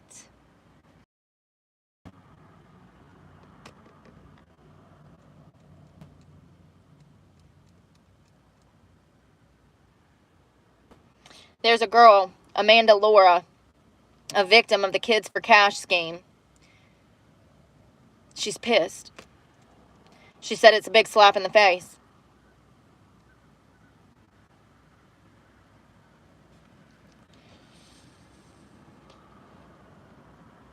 She says that these children, which she was one of, she said that everything was taken away from them and they had no one to talk to. But now we're talking about the President of the United States granting these people clemency.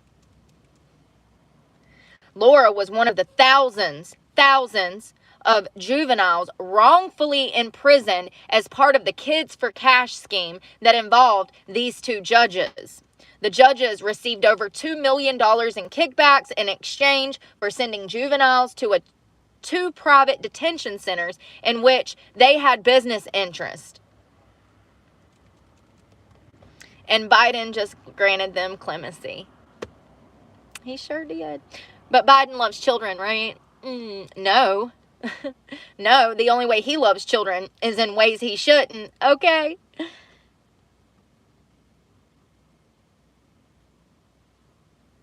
I wanted to talk about this case, and I did not know that they were granted clemency, and it's very concerning because these type of vultures never stop. They'll steal once, they'll steal again. That's their nature. That's who they are. People like this don't change. They don't even have a conscience to change. You have to have some accountability and awareness to change, babe.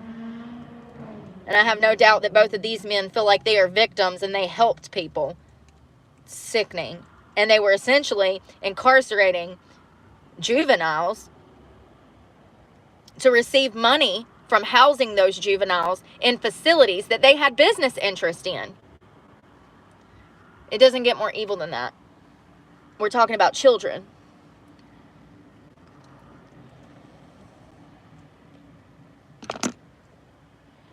Who else did Biden give clemency to? This is crazy, y'all. Somebody please get him the hell out of there. We had all these people trying to kill Trump. I think you had the wrong target in mind. The wrong target.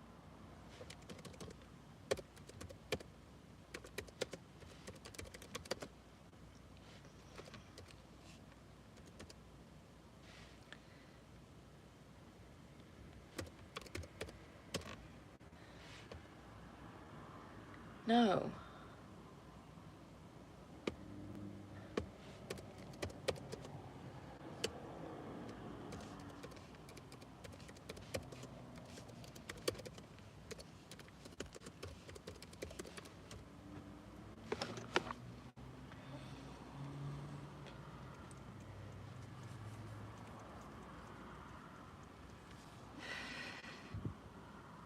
Who are all 1,500 of these people? Because if we just know about 2 of them that essentially had a human trafficking ring going on, because that's what that is. Let's call it what it is. They were getting kickbacks for holding children against their will.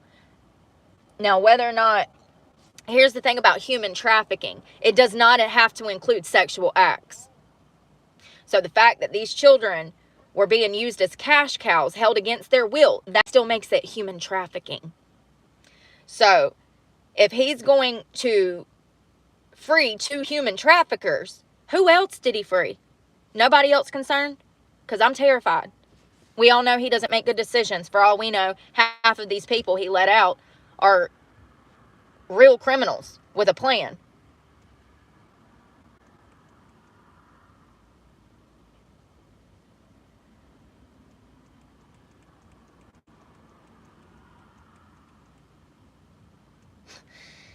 Biden hinted at the plan that he plans to make more pardons and clemencies before he leaves office. So he's planning to do more of this.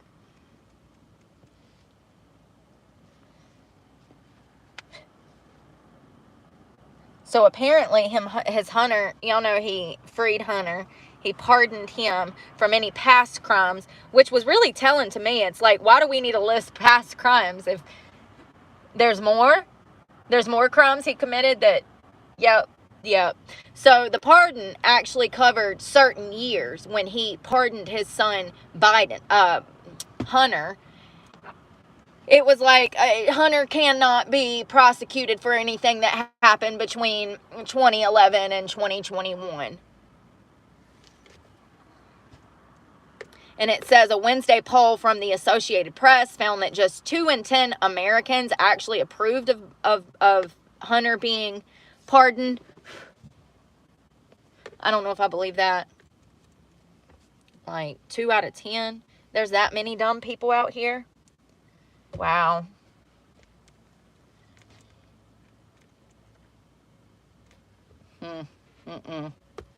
Yeah, so I'd ran across the article of the 2 judges that were were getting kickbacks, millions of dollars off of housing children that were essentially kidnapped and lied upon. They said that these kids, they said that they needed to be detained. Most of the ones that were detained were already wards of the state. How convenient. How convenient. Poor kids that have no parents to step in and say, whoa, wait a minute. This is a detention center. My child didn't commit a crime. And they housed these juveniles and held them. And they were receiving money. They actually, let's see. I literally just looked it up. I fucking hate Google. JUDG. Ooh.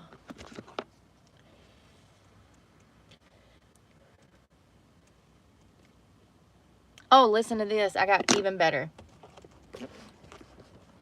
In the winter of 2007, when I was a 15-year-old, a police officer called my home in Whitehaven, Pennsylvania to inform me that I was being arrested for a MySpace parody of my vice principal. The officer told my mother he would charge me with abuse of the internet and internet stalking, both federal charges, unless she agreed not to involve attorneys. Later, I attended an intake meeting with juvenile probation where I was asked deeply personal questions regarding my sexuality, whether I'd tried drugs, and my relationship with my parents. On the day of the juvenile court, I was accompanied by a receptionist who expressed annoyance when my mother asked a question regarding a document we were told to sign. Not knowing I was waiving my right to counsel, we signed. We were naive enough to believe our willingness to comply would count for something. Where's the rest of the story? Oh, you gotta go to read the full story. Oh, wow.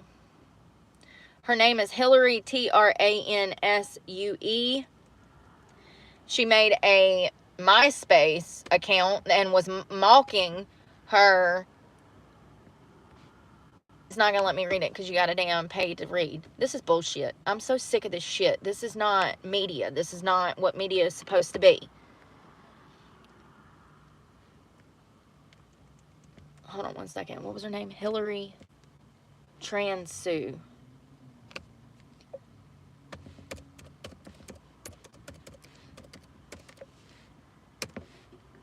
There she is. Oh, wow. She's an educator and advocate now.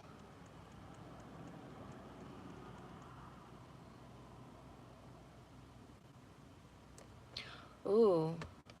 It looks like her story is the one that damn blew this case open.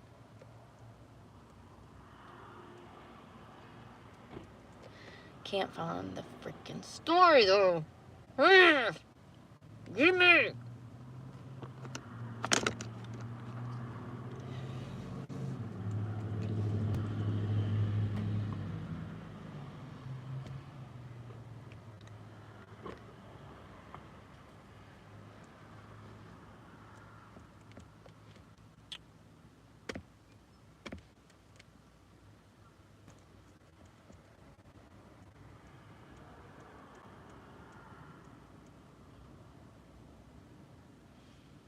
Ooh.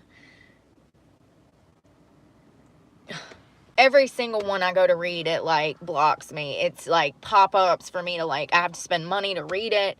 Essentially, from what I'm gathering, is that this was all over a MySpace post, and it was only because of some Innocence Project that stepped in, because this girl's mother, they arrested this girl, locked her up in this facility. These judges are receiving kickbacks. The mother goes to the Innocence Project or something that's like the Innocence Project. It looks like they realized that this poor girl was wrongfully incarcerated. Most of the children that were in these facilities were, because the judges were sentencing them to get kickbacks from the person. See, they get money for every bed that is full. So if a facility has 100 beds, they need to fill those beds in order to continue to get funding, but also they make money off of filling those beds, just like social workers make kickbacks from adopting children. So, you know, it's an incentive for them to do as many as they can and get as many into this juvenile detention facility because they're making money off of it. So it seems like one thing led to another. And it's not the Innocence Project, but it's in Pennsylvania. It's more of a children's thing, but you know, this girl Hillary now works for this project, which is kind of crazy because they got her freed. But and then they blew this case wide open that these judges had essentially stock asset in these detention facilities and realized that these judges were sentencing innocent children to be detained so that they would make money. It's crazy. It's so sad. And it's, you know what's crazier is that you can't even find a story on this shit. That's crazy. That's how we delete history and don't learn from our mistakes. And now these two judges, it looks as of yesterday, Joe Biden pardoned these people who harmed children. They had a human trafficking ring set up in the Department of Corrections. They made over $2 million off of housing essentially kidnapped children that never committed a crime. They sentenced them to time in detention, and then they made money off of it. And Biden freed them. They had 28-year sentences, and Biden freed them yesterday. If you need any more evidence that he is the spawn of Satan, that makes you pretty stupid. Makes you dumb as hell. You know, it was the sniffing of children and his own daughter saying that he messed with her that, you know, that I took into account years ago. But what do I know? What do I know? Nothing. I know nothing. I see that people are pissed that Daniel Penny is free. You know, something I was thinking is the type of person that would think that Daniel Penny needs to be locked up is the very type of person that would be strangled by Daniel Penny. You know what I mean? Do you get it? You get it? The only people that would be pulling for this man to be arrested is idiots that would be behaving the way that Jordan Neely was behaving on the train. You get it? Yeah, I find that interesting. And it seems like everybody that wants Daniel to be free is the type of people that would never be caught dead behaving the way that Jordan Neely was behaving on that train as he was threatening people and himself. He said he didn't care. He was ready to die. Did y'all miss that part? He was ready to go to Rikers and kill people. Did y'all miss that part? Because I didn't miss that part. Matter of fact, I remember quite distinctively that there was a woman with multiple children on the train. Children so little that she had to have a stroller to get these children around. And the mother and the children were hiding, shielding themselves from Jordan Neely behind this walker, behind this stroller. Imagine being a grown woman with children trapped on the back of a damn train, bus, subway, and you're so visibly scared that you are using the stroller as a wall, as a barrier between the crazy. Daniel Penny is free. Good for him. You cannot go out here and act a damn fool, threaten to harm yourself, say that you have nothing to live for, and start screaming that you're ready to go to Rikers Island and expect nobody to do anything. Communicating threats.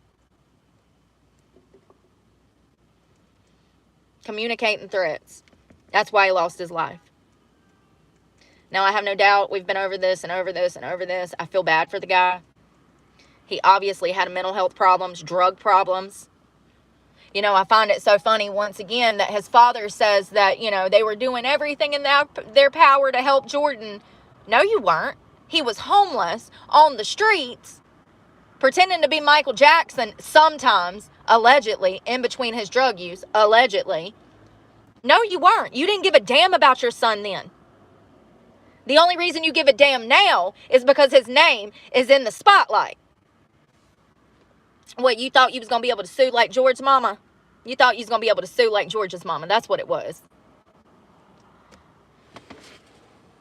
And we have three innocent officers still sitting in jail. Who's fighting for them as they get shanked and almost died? Derek. Now, one of the officers has been let out. But, you know, going back to the whole George Floyd thing. Honey. Imagine being that dumb. Thinking. It's sad. It's really sad because it's definitely divided this country in a sense. And the Jordan Neely and Daniel Penny case is definitely doing the same. But we have to remember that more often than not, people are just stupid and they don't even know that they're stupid, and they're so easily influenced because of the fact that they're stupid, and you just have to overlook those people and make sure you steer clear of them. Plain and simple. We're surrounded by them, honey. Surrounded.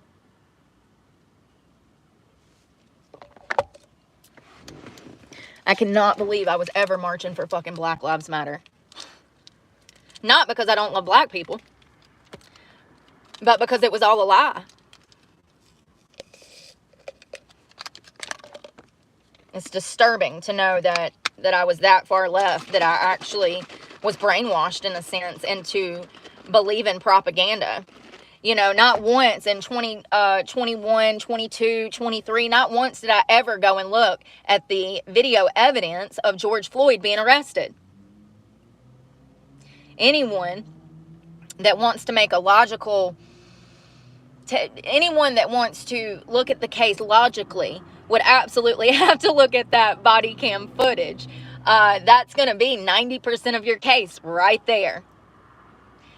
So, you know, it was only when I opened this channel that I started looking at things more rationally. Yeah. George was his own enemy that day. George is the reason that George is dead. And I don't mean that to be cold-hearted. I'm saying that being logical. And matter of fact, if he wasn't doing drugs, passing off counterfeit money and acting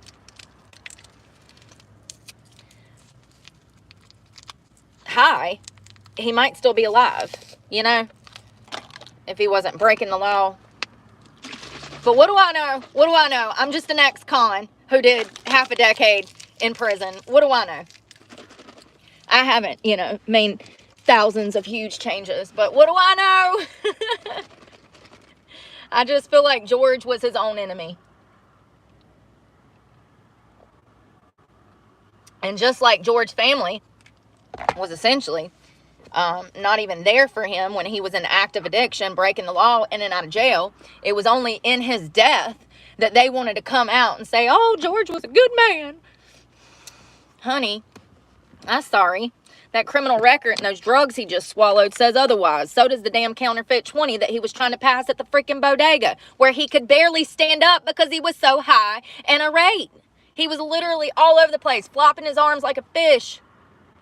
At one point, he comes up to the counter and he can barely stand up. He's having to hold the counter up.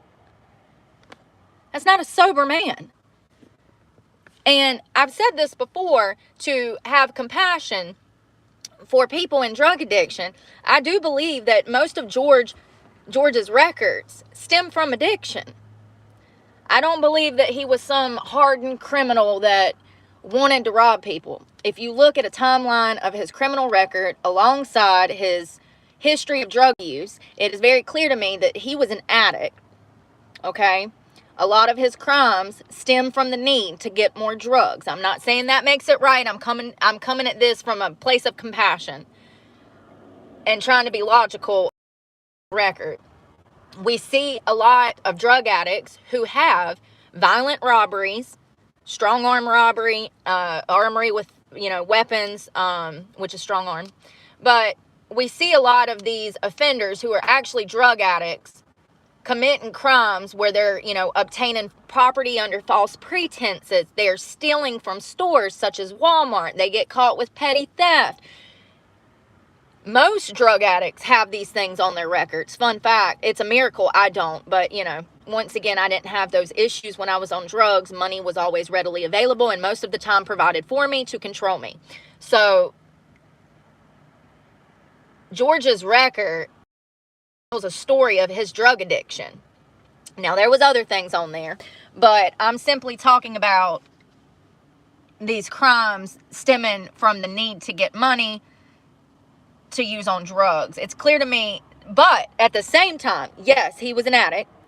Yes, I can empathize with his criminal record. But at the same time, this was almost a 50-year-old man who by all accounts should have and could have gotten his shit together before now. But what was George doing? George was in a bodega with counterfeit money, high as hell, trying to scam the bodega owner. He wasn't a man that was focused on getting his life together. He wasn't trying to go to school. He wasn't, you know, out here trying to turn his life around.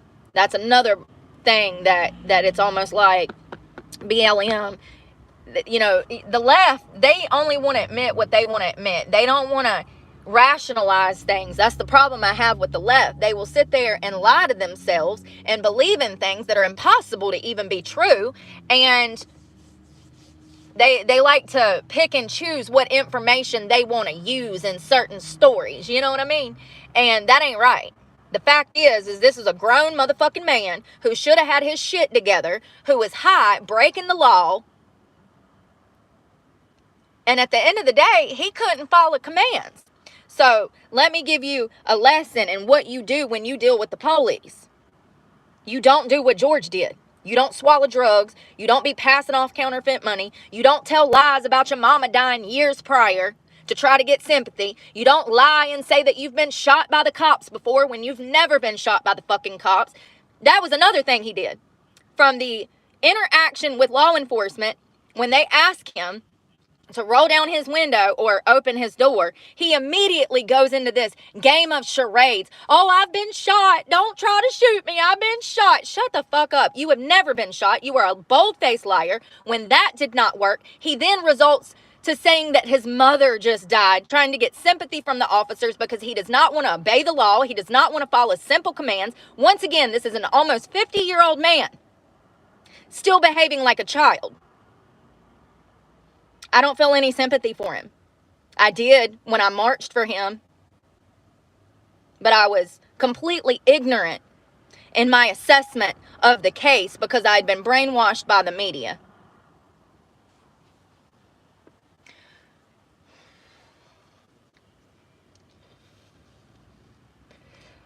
George Floyd is a case that we have on camera to show the upcoming generation what not to do when dealing with law enforcement. If they tell you to put your hands on the wheel, baby, you better grab that thing and start praying. If they tell you to stop out the car, it's non-negotiable. You step out the car. What you don't do is swallow drugs in front of them while you're already fucking high, and then proceed to ignore every single directive that they give you, causing them to call for backup, at which time you are placed on the ground because you're being so damn unruly because you're high, that they have to go to extreme measures to hold your ass down because you are 3 times the size of most of the officers that are even responding to this call to begin with. George was not a little man. He actually was a big man. Big man. And I do believe that that contributed to his death because they could not get him under control. He would not follow demands. He would not behave. And ultimately, it would lead to his death. And that is his fault. And we have jail that need to be freed. They were part of a political scapegoats. They were part of a political movement. One of these officers, Derek Chauvin, I think is his last name. Y'all know I don't do last names. He was shanked in prison. They almost killed him. It's a miracle of God that he's still alive. There's families that have been destroyed because of this. But I can promise you that it wasn't George Floyd's family. No. They didn't care about George until he died.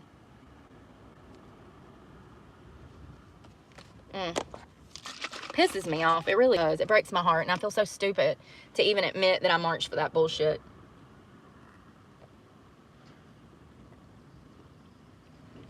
Oh. All the way up. You know, there's so many. I should do a longer video because I've studied this case intensely for the past 2 years now, the George Floyd case. I mean, I've been over every single document that you can find on it. I should do a long, and we've talked about this before, but the surveillance footage, that cam footage, I'm not saying that the Minneapolis, that's who it was, right? Shit, Brooke. Talking about something. Oh, what have I done? What have I done? Y'all, how do I get out of here? What is this? I hit a button, and then my screen went half, and now I got... Oh, Lord. This looks... I might have to call somebody at the FBI. Okay, I fixed it. Hold on 1 second.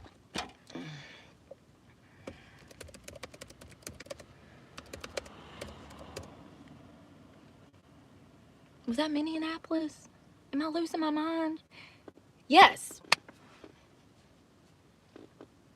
Do y'all know what was happening at this time? The Minneapolis Police Department was being defunded. Minnesota was essentially on fire. If you've never seen The Fall of Minneapolis, I've talked about this movie before. It's free on YouTube. You need to go watch that. It is literally the best documentary of a generation. Seriously, you don't understand how imperative it is that you go watch The Fall of Minneapolis, because that is what this country will turn into if we allow the police to continuously be defunded. We need law and order. Anyone that doesn't think we need law and order is not sane. They're not a rational person. That's not an adult. There was a lot going on at this time. And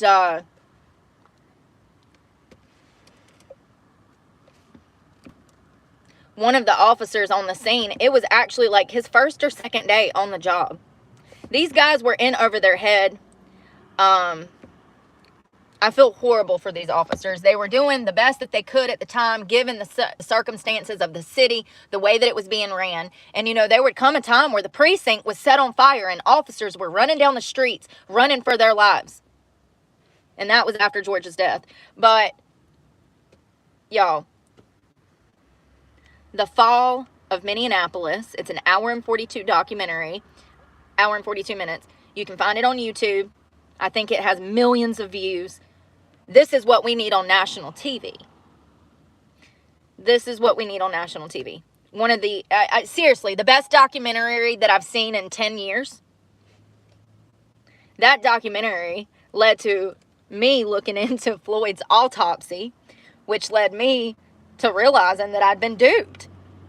That's really what started this channel. This was the first case that I really sat down and picked over tooth and comb to come up with my own analysis of what happened that day. And shortly after, I started YouTube.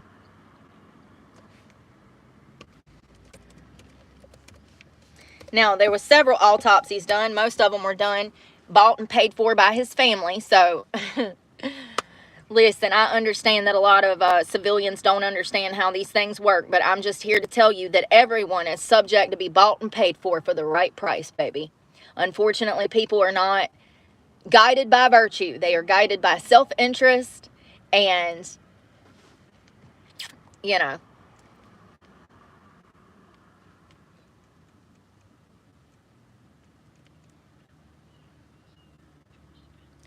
looks like there was 4 autopsies done. The one that I rely on is the one that shows how he actually died. It was heart disease, and it was also a multitude of reasons. First of all, he had pre-existing health conditions. This was not a young man.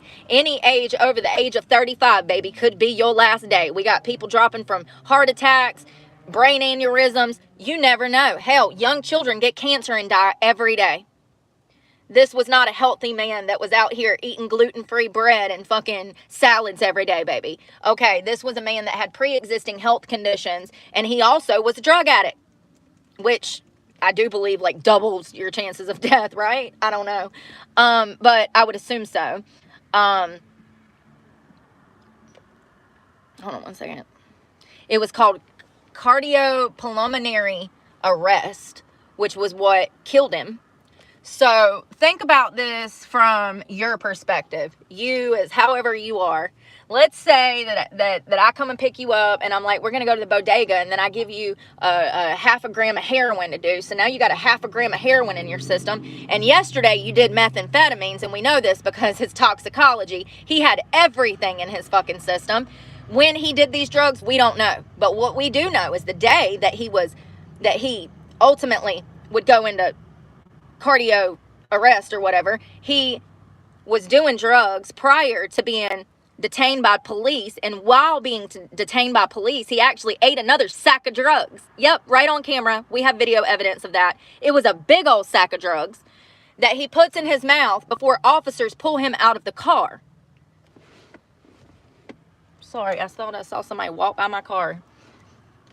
So He's on drugs. He's taking more drugs. Then he refuses to follow any commands, at which time the officers try to put him in the back of a car. He refuses. He starts kicking at officers. Okay? That's a no-no. That's assault on a government official. You're going to jail. You have already crossed the line by not following commands, by being unruly. You're breaking the law by trying to use counterfeit money in a bodega. At what point should he have went to jail? Because at the point where they put his bitch ass on the ground, he had already broken like 8 laws. He starts to overexert himself. He is fighting with the cops. He's rolling around. He's kicking backwards as he is laying on the ground.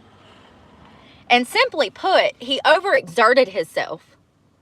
Simply put, it probably didn't help that he held on the ground. But see, that's what happens when you're kicking cops.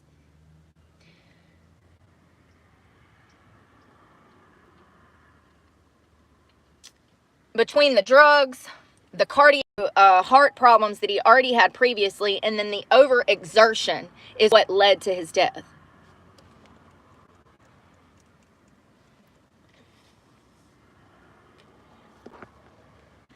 Floyd had hypertensive heart disease, meaning his heart weighed more than it should. This meant that Floyd's heart needed more oxygen than a normal heart, limited in its own ability to provide more oxygen when there was a demand for it. So, this is a man with a hypertensive heart disease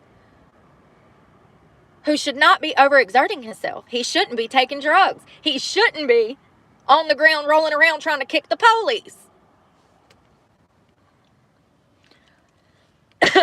And ultimately he would die because of his actions. I will, regardless of the fact that these officers used this maneuver to hold him down, listen, that's what they're trained to do. So if you want to F around and find out, go be his brother in Christ right next to him, because, seriously, I don't understand how people are this dumb, but they are clearly, because we're talking about this. So hold on one second.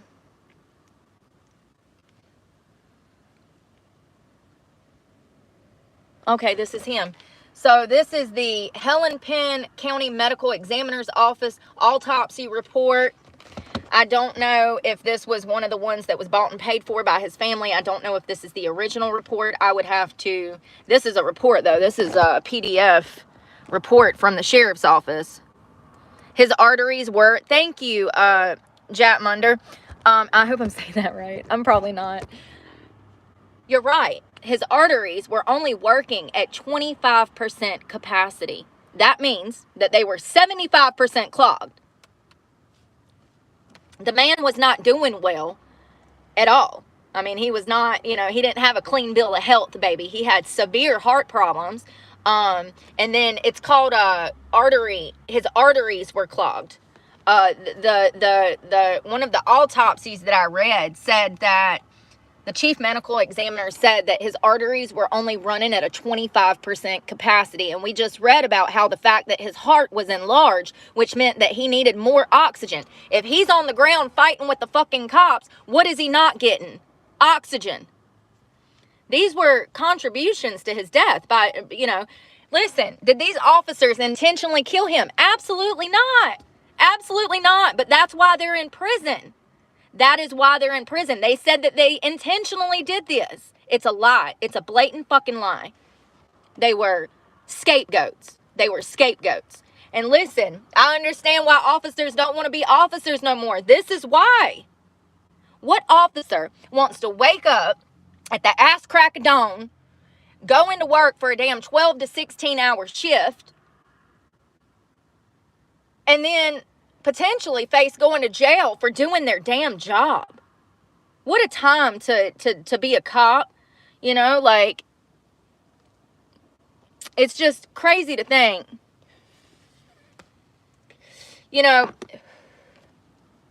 Here's the thing. In the video, you can see that these officers' knee, you know, Derek's knee, it's on his back. It's right here. It's on his... Now, there was... Listen. Hold on one second.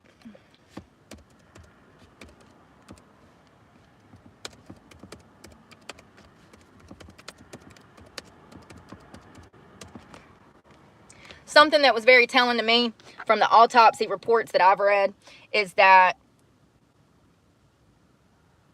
George had the back of the neck or the back. Now, there is... Derek did have his neck, his hand, his foot, or his knee on his back shoulders, and at one point his neck as well. Once again, this is a large guy. These officers are underpaid. They're understaffed. This was at a point where their department was being defunded. They were short-staffed, and they were doing the best that they freaking could. You don't know what it's like to deal with hellions every day, but I do. I've been to jail. I've been to prison. I can tell you what it's like. It's like Planet of the fucking Apes. A bunch of people being hellions from sun up to sundown. That is what these officers have to deal with. And y'all know I don't like these son of a bitches. But once again, I have a high level of empathy, so I see both sides. I was looking for the original video, and I see in the video, it's a 49-second clip.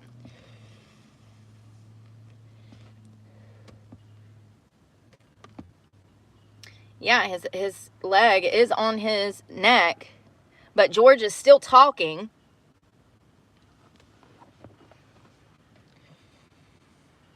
And here's another thing. I have no idea. I have no doubt that this Derek guy was not a very good officer. He didn't handle this situation when he was holding George down at all like he should have. But once again, this is the training that these officers were taught. This is what they're supposed to do to keep this person from harming them, the public, and themselves. So if you don't want to be held down by cops, how about not being a bodega trying to pass off counterfeit money when you're higher than a Georgia pine with drugs in your pocket, okay? And then when the cops show up, you immediately go after them. Because he did. I mean, as soon as they try to put him in the cop car to investigate the situation, he starts kicking them. This case is a prime example of fuck around and find out. And it's really sad. Once again, I don't believe that Derek was the best officer in the world. I do believe that he probably didn't need to be an officer. But he was an officer, and he's the one that responded. And, you know, he's almost died because of this. Do I believe that he needs to be shanked and killed in prison? Absolutely not. I don't believe that any of these officers should be in jail. And I don't like them. And I don't think they were all good officers. But fair is fair and right is right.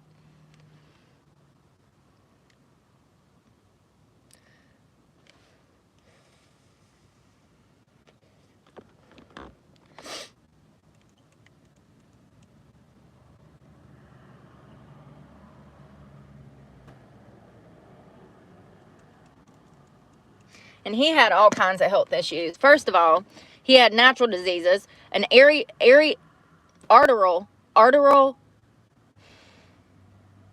had artery heart disease, honey. Multifocal severe artery issues. Severe. It's listed as severe. Hypertensive heart disease. Clinical history of hypertension. Listen, I'll just show you. It's a lot of it. Yeah, I don't fuck with the cops. I've been locked up twice for crimes I did not commit. So it's, you know, but I'm an empath, and so I see both sides. And, you know, George was in the wrong to start with. These officers were in the wrong for...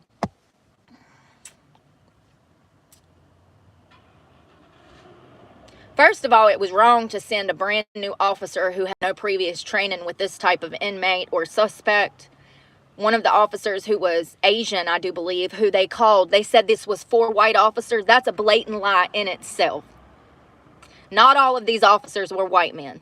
One of them was an Asian officer who had just, if I'm not mistaken, had came on to the sheriff's department. It was his second day. That was one of their first mistakes, okay? We don't send officers into the field who are not trained. Their second mistake was teaching this maneuver, which would ultimately, you know, cause the situation to get worse. What is that called when they hog tie?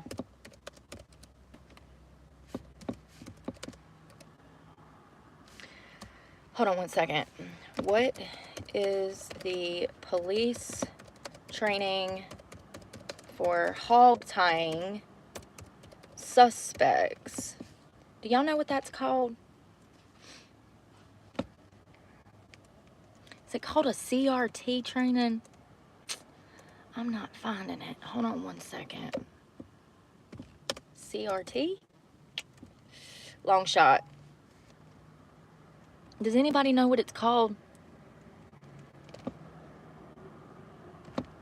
Hold on.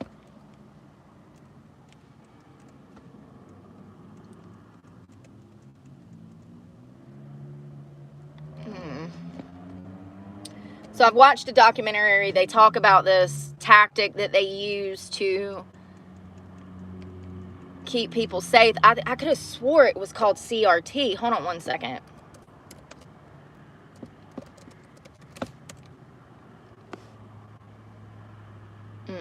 That's not it. I'll have to find it, y'all. I don't know what it's called, but you know, I don't believe that that move should be used, and that's essentially what they were using. It is where they teach them to hold their arms. They're supposed to have their arms and hands kind of in a hog tie way behind their back and their feet up, and then they're told to put pressure on their back and neck. It's gonna aggravate me. I gotta find it.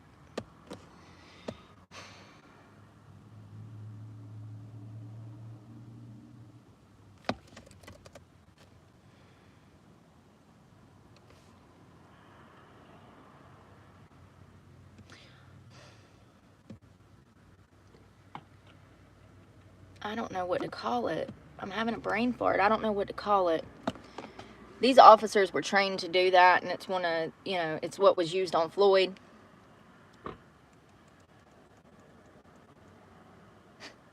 So he had enough fentanyl in his system to kill like 11 people. Norafentanyl in his system. Another drug, 4-ANPP, methamphetamine, hydroxy, delta THC. He had 7 different substances in his system. Does that sound like a man that was trying to turn his life around? 7. Oh, I'm sorry.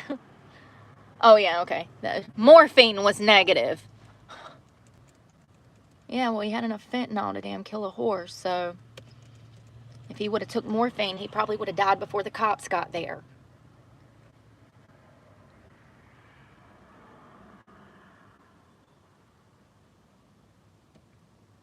There was no bruising on his neck, so even though Derek had applied pressure and put his leg on his back and neck, there was no bruises from that. It wasn't an injury that would show that it led to his death, because they tried to say that he died from asphyxiation. No, he didn't. No, he didn't. No, he didn't. He died from heart problems and drugs.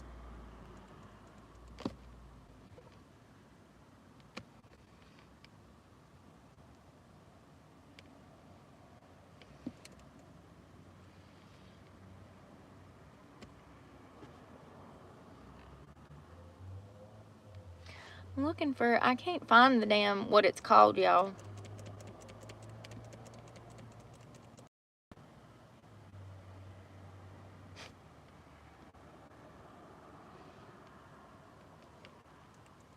You know what's crazy is they're still using one of the fake autopsies that were paid and bought for instead of damn conducting a better one. This whole thing could be put to rest.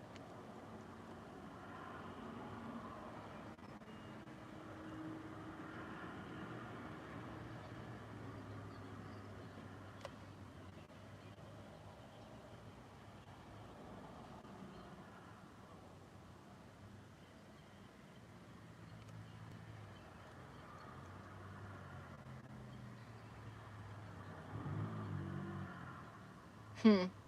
Hmm. Hmm. Who is this?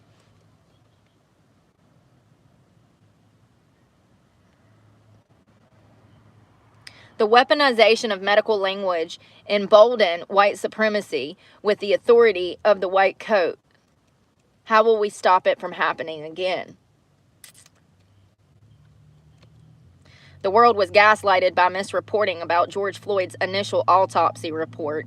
As concerned physicians, we write to deconstruct the misinformation and condemn the way this was weaponized, the ways this weaponization of medical language reinforced white supremacy at the torment of black Americans. Y'all see this shit?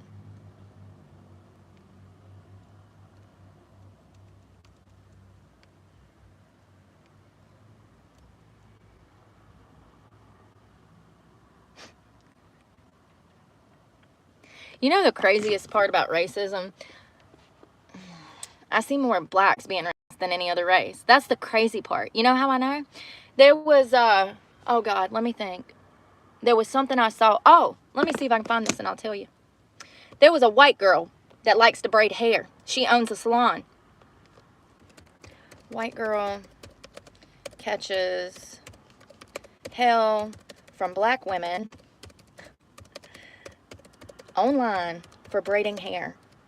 This just blew up this morning.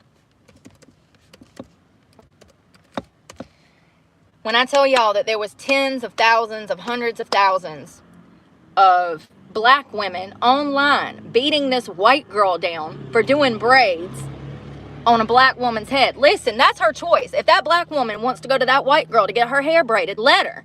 Why do you have a problem with it? Why are you trying to say that this woman is now racist because she went to a white hairstylist? Number one. Number two, the comments. Let me just...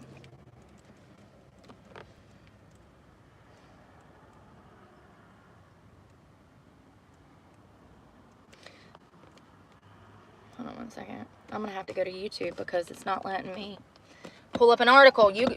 Google is just not even where you get the news anymore.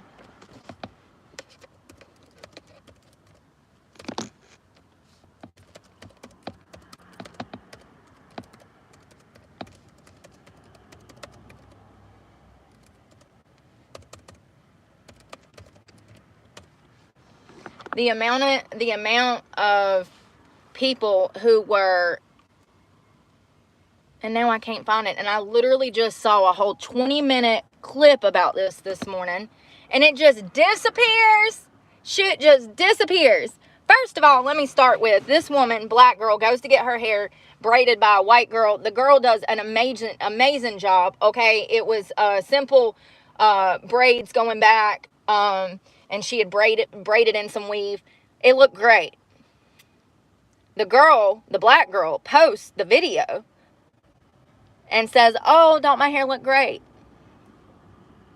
Black women attack this black woman for choosing to get her hair done by a white girl. And they said, quote, oh, you're going to the pasties to get your hair done now. Hold up, wait a minute.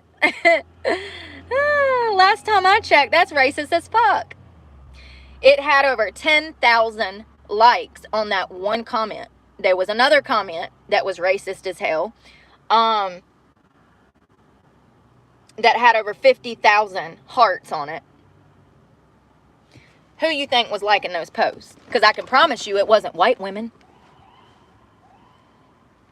Evil. Just evil. I mean, you know, most of that, in my opinion, racism comes from a lack of knowledge. It comes from stupidity. It comes from being raised and told certain things that were not true. You know what I mean? And it's just like George's death. There's millions of people that still feel like this guy was murdered when he wasn't. They're not smart enough to even look at an autopsy. They're not smart enough to go look at documentaries, look at the police surveillance footage and body cam footage. They're not smart enough to make logical assessments of these things. These are the type of people that spread racism, hate, misinformation. Where is this damn? I wish I could find it. It's a viral fucking post. It literally blew up this morning. Hold on. Black woman catches heat for letting white woman braid her hair. I couldn't figure out what to say.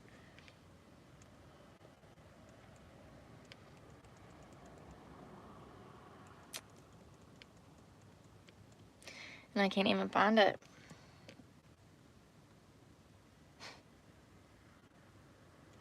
I get so sick. I can't find it. It's out there somewhere because I saw a whole 20-minute news report on it this morning and I said, how stupid do you have to be?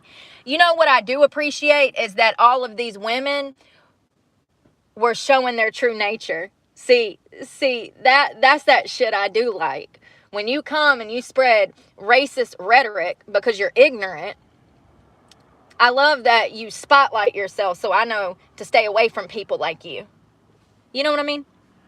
There's at least 60,000 hateful ass women out here that harbor racism in their hearts that we have to be aware of. At least, because that's how many likes some of the racist content had. That's how many likes those comments had.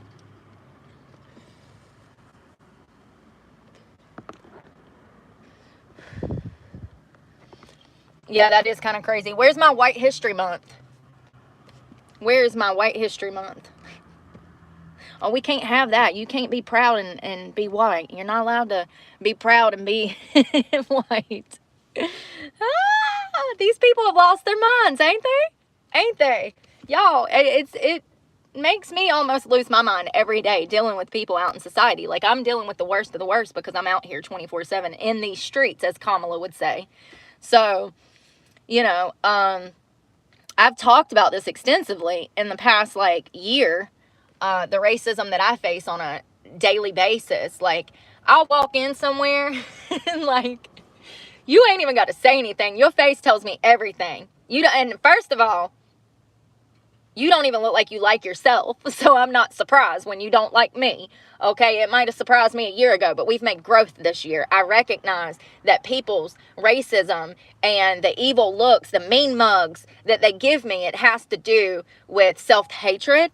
And I think that that's been one of the biggest things that I've learned this year. Especially the internet has helped me with this because of all of the hate that I get. But, you know, it stems from a place of ignorance.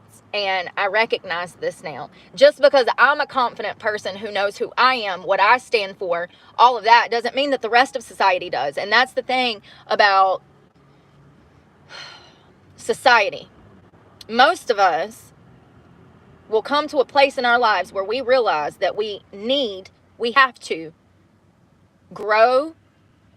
We have to become knowledgeable. We have to self-develop ourselves to help ourselves. But I'm here to tell you that the majority will never come to that realization, baby. So if you're one of those people that holds a level of awareness to realize that your life is supposed to be about continuous learning, self-growth, and development, just know you're one of the rare ones. You're one of the few ones that's going to have an amazing future because you recognize this. But I'm here to tell you that there's a lot of lost people out here that believe in stupid shit because they don't know any better. Going back to the Bible, forgive them, Lord, for they not know what they do. And I don't know if I'm saying that right, so let's look up exactly what he says.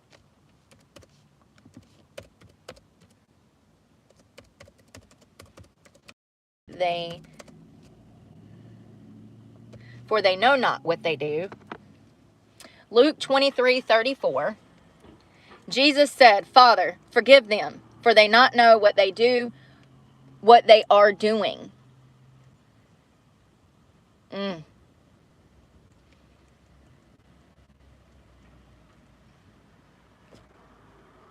And now, when I get these mean-ass looks from people or these sideways comments, and it's usually from one specific race, not always, but about 70-80% of the time, It's either some old white middle-aged Karen who's like extremely overweight that has beef with me for no fucking reason, or it's the same person, just a little bit darker. It's always middle-aged women who clearly are not respecting themselves. But now when I have these interactions, I laugh internally and I say this prayer for them, because it stems from a place of ignorance. You know, people who are happy with themselves don't behave that way. Never have I ever bullied anybody because they were prettier than me. Never have I bullied somebody because I didn't agree with what they were saying on the internet. And I've had these problems my whole life, so it has nothing to do with people recognizing me off of the internet. Have I had some instances where people, yes, absolutely. But the majority of these interactions where I'm meeting people and they're being rude, hostile, judgmental, jealous, all of these things, it stems from a place of self-hatred why they're behaving that way, but it also stems from the ignorance. They genuinely just don't know how to behave, and that's really sad. Like, I think that I'm looking at these people with a little more empathy now than I have ever before. I genuinely feel bad for people who feel necessary to hurt other people because they were hurt. And I have been hurt more than I can even put into words or fathom, and I've never treated other people like that. Ever.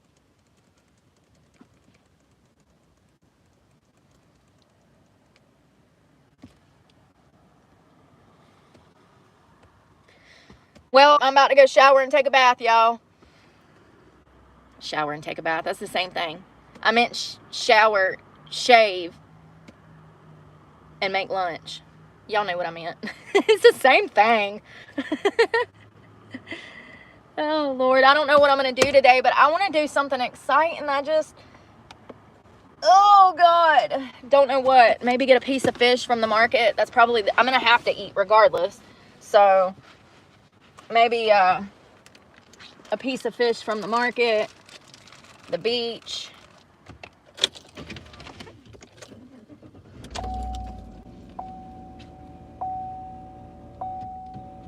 I think it's supposed to be 73 today, so my angles are so bad. Look how pretty I am when I put the camera up. I look beefy right here, don't I? The angles are so bad. Oh, God. I hope you have a great afternoon, y'all. Thank you, Terry. I'm a hot mess express. We know what you mean. Happy Saturday. Y'all be safe out here. I'm going to get off to the park and shower. I don't know why, but that deodorant that I use does not work anymore. I think that I need clinical strength deodorant. Not that I stink. I don't stink.